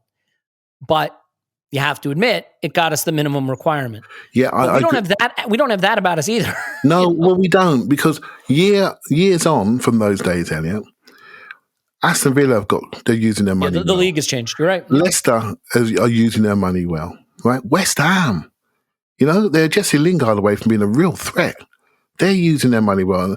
And 2 years ago, their directors were getting, things thrown at them in the director's box. So things can change very, very quickly, right? So they're using their money well. Other teams, Everton, are using their money well. Yeah. We're not. We're not doing this right. We're not doing this right. But then can I stop you? I got to stop you. I agree. But then we got to stop justifying all the moves that don't make sense. We can't have it both ways. We cannot say, here's why I think they're signing Willian or Cedric or Marie or Ramsdale. But that's what we do. What happened? That's what we do, right? When the club has signed somebody, we can try and explain it to people who want to listen, or we can just say it's rubbish. Well, there's channels for that, isn't there? Right? And this isn't one of them, right? So when I say we're not doing things right, actually, some of the things we've done recently, I'm going to take that back. Some of the things we've done recently are things I'm thinking, okay, that's interesting. More in the right direction, certainly. But you know what? For the moment Arteta come in, this is what he should have done 2 years ago or 20 months ago when he came in. He said, I'm going to be this guy. We're going to redevelop this club. Don't do it now. Years later, then don't do it without a safety net. Don't do it with Xhaka as your safety net. Add some more physicality and speed in the pace of your team to allow some of these young players to flower. Don't put the risk factor to it. I don't mind what he's doing now, but why do you do it straight away? That then dictates what his coaching identity. Now we look like we're lurching from strategy to strategy, and I'm afraid people are not dumb. They're not going to buy it. They're not going to buy it. And everybody, and to be fair with my little tirade, everybody wants to see the best in their club. So you can't blame fans for wanting to be fans, wanting to support, wanting to say, maybe this is why we're doing that. Maybe that's why we're doing that. That's our job. The job of the people running the club is to get it right. So it's a different standard. Paul, as we start to wrap up, I guess I am curious on your take of the end game, and then maybe we'll get into the fallout just briefly. But like, the first half of the game was frustrating, but the first 10 minutes was pretty good. The punch to Chambers could have been a red card, maybe not a goal. That was harsh. Maybe the Xhaka red card's a little harsh. There's some things you can debate. The second half of this game, 9% possession to me. I don't care that you're down to 10 men against the champions. That's not professional. Getting pulled apart the way we did is not professional. I mean, playing a pass that no Arsenal player ever gets within 10 yards of to Sterling running into the box is not professional. I can compartmentalize some of the first half. I can't really compartmentalize the second half, even if it is down to 10 men. That to me was really, I mean, Clive said he didn't want the scar. That scarred me. That's scarred me a bit in the way the 8-2 did. And there were a lot of comparisons, by the way. We were talking about this could be an 8-2 moment. We joked, right? It's the day before deadline day. We're going to Manchester. We have a weekend squad. Could it be another 8-2? But like, the parallels are hard to not see. But the funny thing about the 8-2 is everything they kicked went in the net. We weren't actually that bad initially. This second half for me is why I'm feeling really hurt today. Do you have the same reaction in the second half? Do you have the same feeling that a lot of what went on in the sort of last portion of that game falls maybe into the unprofessional category? Yeah. I'm going to say something. We're going to hear from Mr. Ed now. Mr. Ed, go ahead. Yeah. Look, we didn't really have any leaders on the pitch because the one actual leader that was still on the pitch had his Xhaka moment, and like, you could have said what you liked about him, but in the second half, I'm confident he would have got another red card because you can only get one, yeah. Because he would not have accepted that shit and would not have been able to stop it either. So basically, he would have got a red card in the second half too. It was abject. It was terrible. To be honest, as we got worse, I kind of disengaged from even analyzing or trying to, it just seemed when it gets to a pile of mush, I'm just like, get it over with. Yeah. I'm like, oh, I'm letting this go. When's the interlull? We'll have 2 weeks to see what we can spare from this. We hit the reset button when the window comes. We get some players at, like, I know this is thin gruel and poor excuses, but kind of we can use a lot of the same excuses from last summer, this summer. You know, we don't have as many players we need to get out, but we need to get a few out. There are players playing for us that don't even know if they have a future for us. That can't be good for them or us. Can't help around the squad. So thin gruel, but I went to when's the interlulls come to save me and save this squad and give Mikel his one last roll of the dice to see if when he has all his, whatever his players are, he'll have at the close of transfer deadline day, whoever's leaving. This isn't quite true because you can always put people on loan after the fact, but basically the squad will be, and I just kind of closed down on that. As the second half headed into the abyss, so did my analysis of it. I just didn't think, I mean, you're not wrong in that there should have been enough people on that pitch with the leadership who gave a shit. Like I did see it in a couple of places. I think Holding, Leno maintained their cool. I'm not saying Holding had a good game. I'm saying I understand why I see Arteta talking to him about tactical stuff and coaching him and spending time with him, because although he's not a starter, I think he does see something in Holding in terms of responsibility and focus and seriousness and determination. And of course you had Tierney, but Tierney was getting run ragged and it was getting too much for him, but we didn't. You know, Lacazette came on and he looked like there was he didn't look like he felt like saying thank you for dropping him in at Mikel, but he did his work and he took us up the pitch a few times and he was serious, but but it wasn't something where he could drag the rest of the team. Now it was, he just wanted to look away from the train crash, and that's not good. And it's not, I mean, I don't think the interlull and, we'll get our players in and it'll all be fine. I agree with you. This stuff wounds, and you lose confidence, trust, whatever it is, quickly, and establishing it. It's not going to be achieved by, say, beating Norwich, and I wouldn't take anything for granted at this point. It's not going to be getting a few players play a good game or two, and it's all fine. I think the game after Norwich is Burnley, and I'm not expecting that to be an easy game, even if we limp our way through Norwich. So it's going to be a very, very tough way forward, and that was damaging to the team psyche. That second half. Like if we could have just handed them result and taken a 5-0, that's what we should have done at the start of that half. Wave the flag, get off. Well, look, the good news is we're maybe moving away from the dark times, in the sense that Willian has officially terminated his contract and is off. So that's a boon. And if there's one thing the club's getting really good at, it's tearing up contracts. Tim, did you stay for the whole thing? Did you watch the whole thing? I left around about injury time, but I missed. Well, that's close enough. I missed about the first 10 to 12 minutes of the second half, because I decided having a beer in the concourse was smart, but a much better move. So I missed the fourth goal, which was terrible, ruined my day really. Can you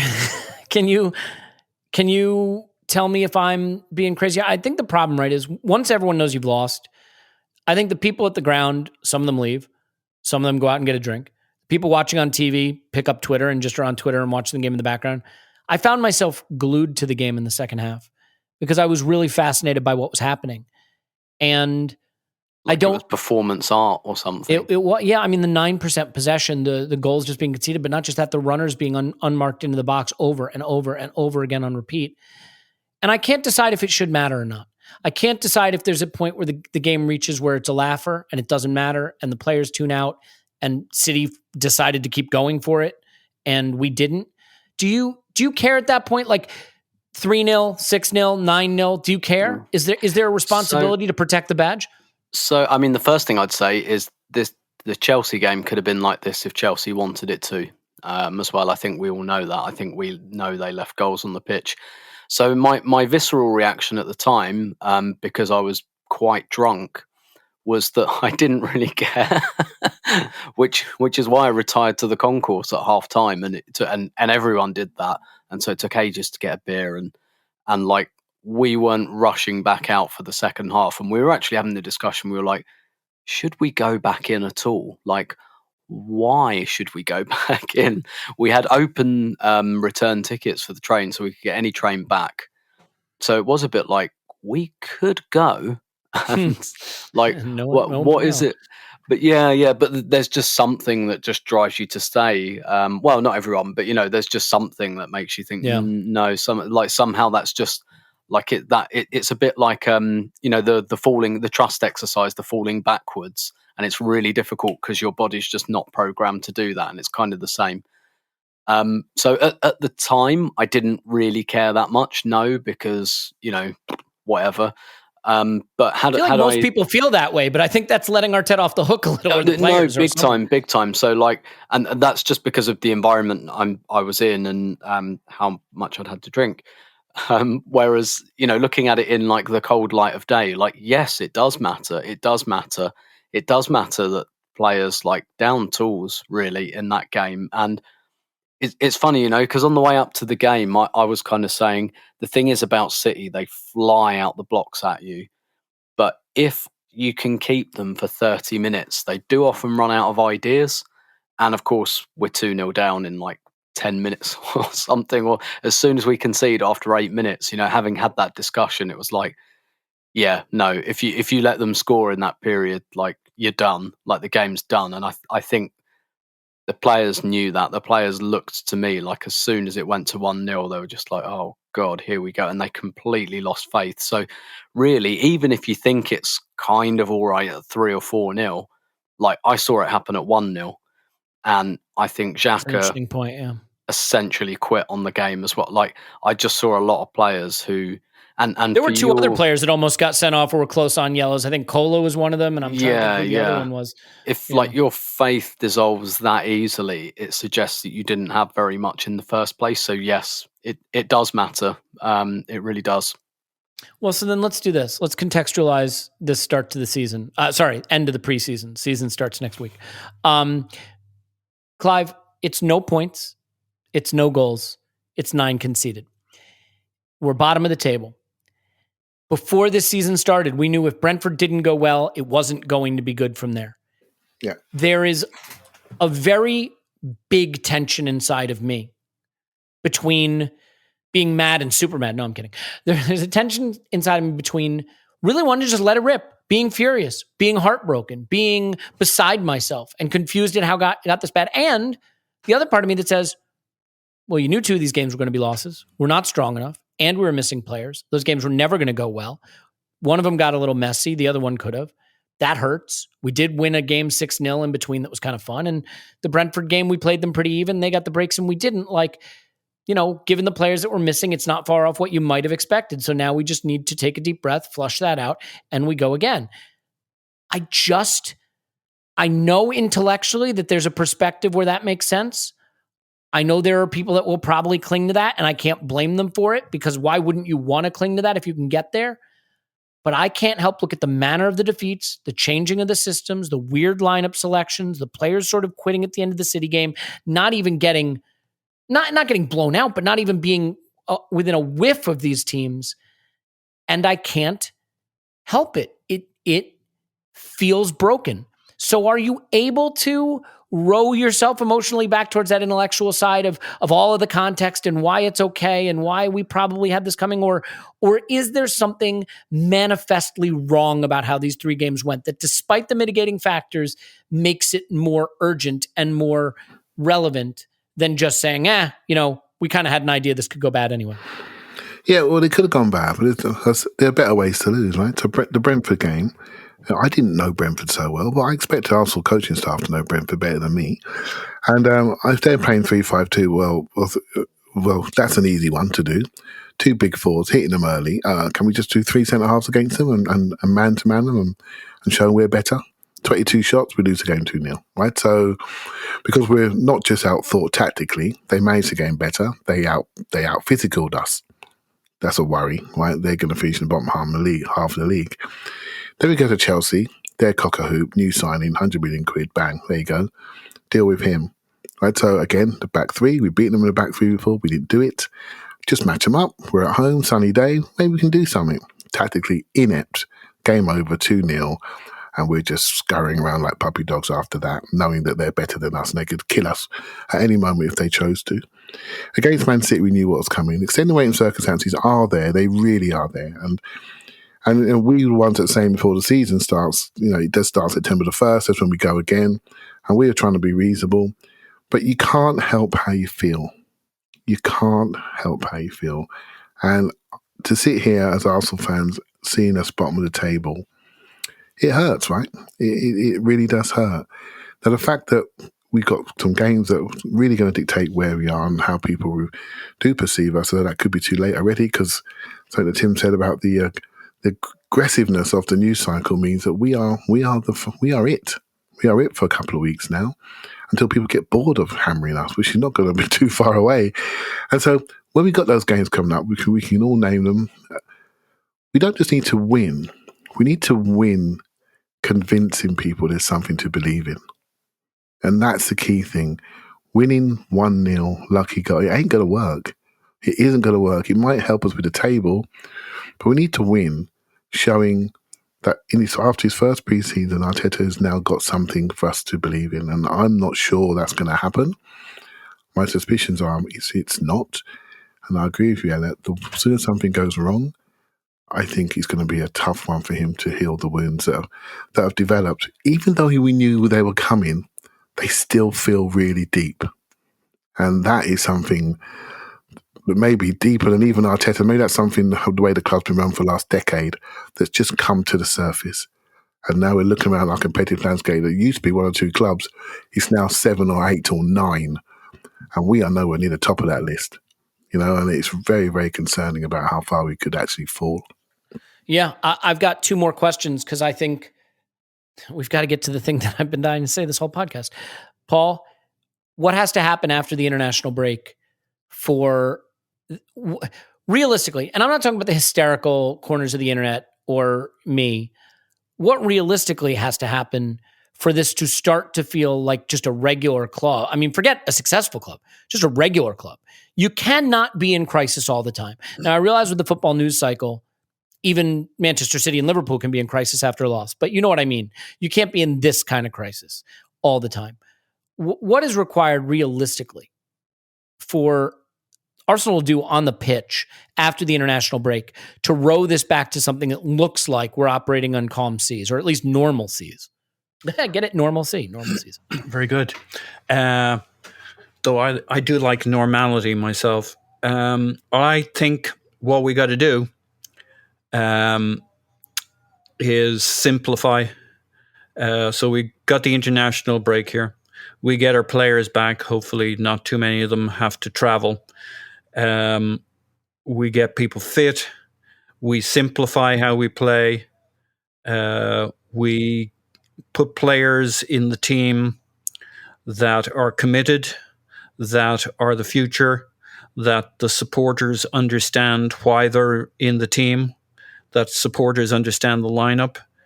The most important thing is results, but for the manager, he needs 2 things now. Like results would do it. If he just won all the games, like shit gets good really, really quickly. But assuming he's going to have some mixed results along the way, he needs to start with a couple of wins and some decent performances. He needs to be understood what his plan is. Like it shouldn't have taken me an hour and a half looking at the fucking game against City to work out what the plan was. I mean, I think I got there. For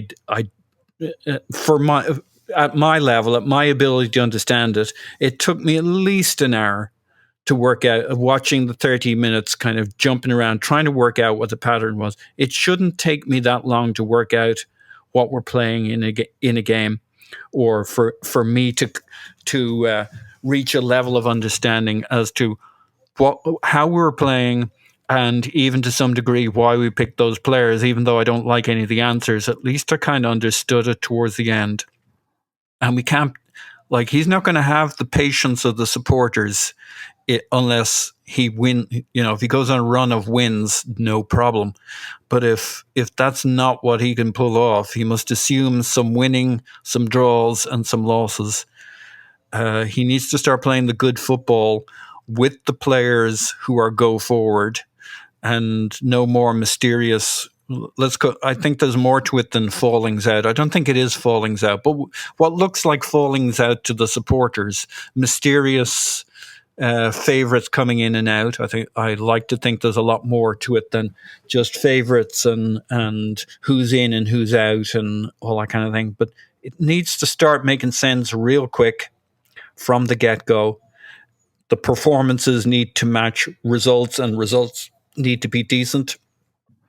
And I think most people would be absolutely fucking delighted if he turned it around. So his first few steps need to be appropriate. That's on the pitch. Off the pitch, they need to go and get themselves a director of football that everybody thinks knows what he's doing. Now, I don't care what the name is, but Arsenal needs to get themselves somebody that's a North Star that we can look at and say, well, that guy knows what he's doing.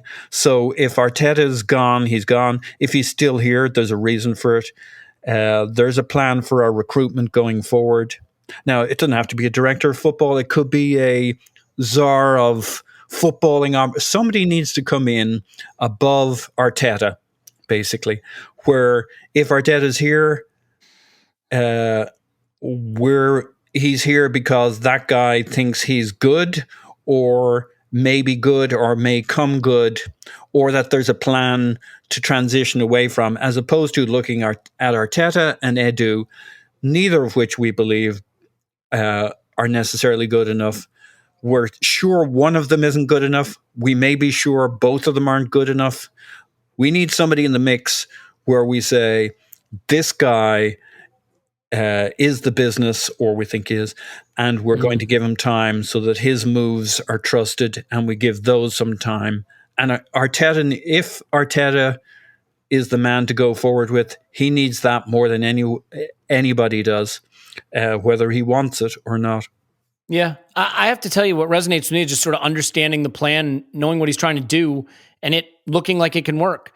I think the reason some people got back on board last season is there was a run of games where the plan seemed pretty clear and it seemed like it was working. Now, you could say it's injuries that blew that up or this, that, or the other thing, but that's the idea. And Tim, I just think in general, football's actually a lot more black and white than gray, even though sometimes I argue the opposite. Like, I've always said it's not a binary. Players aren't good or they're shit. There's gradations. But like, usually if you're not sure if a player's good, it's okay if he moves on. You know what I mean? Yeah. Like, you're never going to get, like, if Granit Xhaka had left us and gone to Roma this summer, we'd be fine. Not because he's shit, but because he's just not great. You only get hurt when the great players leave. And even then, you can get enough money for them that you wind up being better off. So this fear we have of players leaving, of selling Maitland-Niles or selling Eddie Nketiah or letting Granit Xhaka go, like, you know, you're going to survive those moves. I think the same is true with managers. I think we have lied to ourselves that not sacking a manager is virtuous and sacking managers is bad ethically. And it stems, you know, you'd see it all the time in English media. Like, how can this club should feel ashamed they've sacked this guy? You used to hear that all the time. And almost always the guy who came in did better. Leicester sacked the guy that won them the title, but it was time. And here, I'm going to spoil something for you. Every single manager, unless they are one of the 3 or 4 best in the world, and even then sometimes, usually leaves because they're sacked. That's usually how it ends. So the funny thing is, even when they're great, it usually goes bad. And when they've never been great to begin with, I guess where this is all leading up to me, Tim, is why aren't we sacking Arteta? And I don't mean that he should be sacked. I'm saying like he had a first half season. Well, yeah. I mean, he had a first half season where he won the FA Cup. Okay, that's good. The football didn't look great in the league, and he lost to Olympiacos in the Europa League, but won the FA Cup. He had a second season with no real progress, a lot of regression to start, a little bit of a bump back up, a bad European semifinal. Now we're into a third season / second full season, whatever, with a really bad start, and we're still not sure if he's good, what his system is, what he's trying to achieve. If you want to be more patient with him, by all means, you should be, and I'm prepared to be. But I guess what I'm saying, Tim, is like, what are we scared will happen if we sack a guy we're not sure is any good? You know what I mean? We don't know if he's any good. That in and of itself is telling, I think. And we're letting him make a lot of very, very big decisions at our club. Yeah, and I guess the other question you'd ask yourself is, like, if we sacked him, what would be his next job? I mean, would it be a Premier League job? Not going to be Madrid. Even? It's not going to be Bayern. No. I mean, definitely not. You know, he might, you know, at what level would he go back in? You know, let's say it was in England, like, would he take on a relegation candidate? You know, like, it's very tricky, isn't it? I guess, ironically, given what I was saying at the beginning of the podcast, it's difficult to talent ID him at the moment. And so, I mean, you're right. I mean, I think the reason the club aren't going to do it is because, you know, tricky start, blah, blah, blah, haven't had players available. You know, there are mitigations. I do feel like a lot of people, like, there will just be mitigations forever. But some of them are kind of fair enough. I mean, I think the reason the club would give you kind of privately is, oh fuck, we've just given this guy quite a lot of money to spend in the window, and, you know, they want to give him a chance to work with his players. If Arsenal was a well-run club, you'd say, well, actually, we believe in the players we've bought, because we haven't just done what, like, our manager tells us to do, and we've, like, mutually agreed on the talent of these players, and therefore we are happy that another coach can work with them. I somehow don't think that's the case. I think it's Arteta's ID'd them, and therefore they are his players, and therefore the club are kind of thinking, okay, so these are the players he wanted, and therefore, you know, we've got to give him that chance to work with them, and we're not sure if the next manager would want them, or blah blah blah, etc. So I think that's the reason they'd give, and it's not a reassuring one. I mean, I have to say, I do get it. It's one of those damned if you do, damned if you don't things. Because if they sack him tonight, for example, which isn't going to happen, it will be very much, well, you've just given him like they'll look incompetent, right? Because they've just spent 130 million on players that he wants, and then like panicked at the beginning of the season. But then if they don't, it's well, how much longer do you let this situation drag on? And a lot of these things, I think, when it comes to, because like sacking the coach, I know people don't like hearing this, but sacking the coach is only 50% of it. You've then got to replace him, and a lot of it is looking at the market and going, is there a guy we like or want out there who can come in and do this job? And there might be. I'm not really seeing it, because I don't think Conte is a thing that would happen.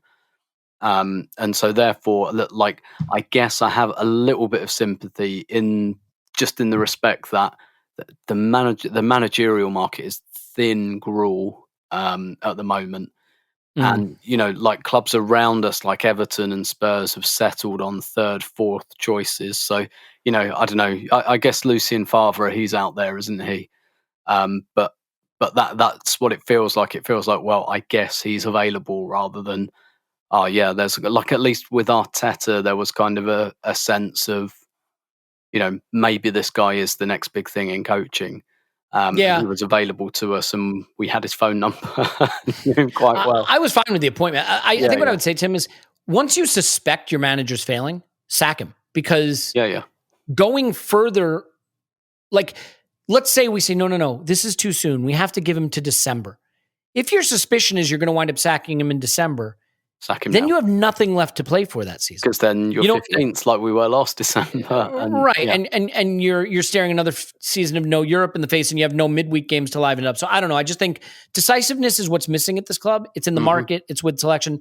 Mikel Arteta is still here. He's got work to do to stay here. And look, I hope Mikel Arteta is here for a long time. You know why? If he is, it means he absolutely turned this around magnificently, because only a magnificent turnaround is going to get him out of this now. And I would love it. I wanted him hired. I just really am at the point now where I say the wound is too big, it will heal too slowly, and reopen too easily. We can leave it there, but Clive, are you ready to do an emergency pod in 10 minutes? Why? As I'm getting ready to hit stop, the AFC Bell has tweeted the following. Yeah, in the next few hours, some leaks may appear about one of the prominent personalities in the club. And if the information that will be published is correct, regardless of whether it's right or wrong, there will be huge question marks on the random way in managing and making decisions at the highest level of the club. Looking forward to that. You can expect probably another podcast from us today. And this is what I wanted to add, because I think sometimes Paul does make me laugh, right? Because he sometimes get worried about semantics around Xhaka.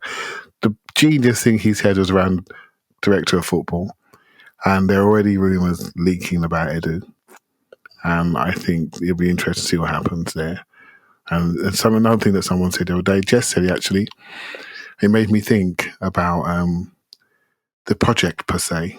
And she said, is Arteta the project? And everyone seems to be falling by the wayside. If Edu was to go, what does that mean? Then Paul's point is absolutely bang on. And then from there, the next manager becomes a possibility, someone that director of football has worked with. I think that could be the next phase. Well, we'll see. These rumours, in the 24 hours, this club's going to look different. You feel that on and off the pitch. You feel that something's going to break. Yeah. You can want someone to succeed and fear they won't. I just think once you fear they won't, you've already sort of made a decision. Let's leave it there. 2 hours. Feels right. You know what? We matched the Arscast. Let's see. I have their pod here. Let me see. Arscast. They hit 2 hours and 9 minutes, right? Or 2 hours almost on the button. You know what? That's fine. Let's keep going. Another, what? I mean, we may have to. We're doing, all right. So let's leave it there. Paul's on Twitter, Pause My Pants, 6 Pause. Woohoo! Tim's on Twitter, Smarter. Thanks, Tim. My pleasure as always. Clive's on Twitter at ClivePFC. Thanks, Clive. Thank you very much. Rushing through the outro so that we can shorten this up, get it under 2 minutes. Look, please donate to the Arsenal Foundation through our fundraiser. You can go there, arsenalvisionpodcast.com, and go to donate. You can also go to our Just Giving page. It'll both take you to our Just Giving page. It's tax deductible. Please give. Vote for us in the FCAs. There's a vote on the website page. Most importantly, take care of yourself, take care of someone else, and we will have a live stream for Deadline Day tomorrow. So please join us. That should be a laugh riot. We love you. You know what? One more time for posterity. We will talk to you after Arsenal 10, transfer window nil.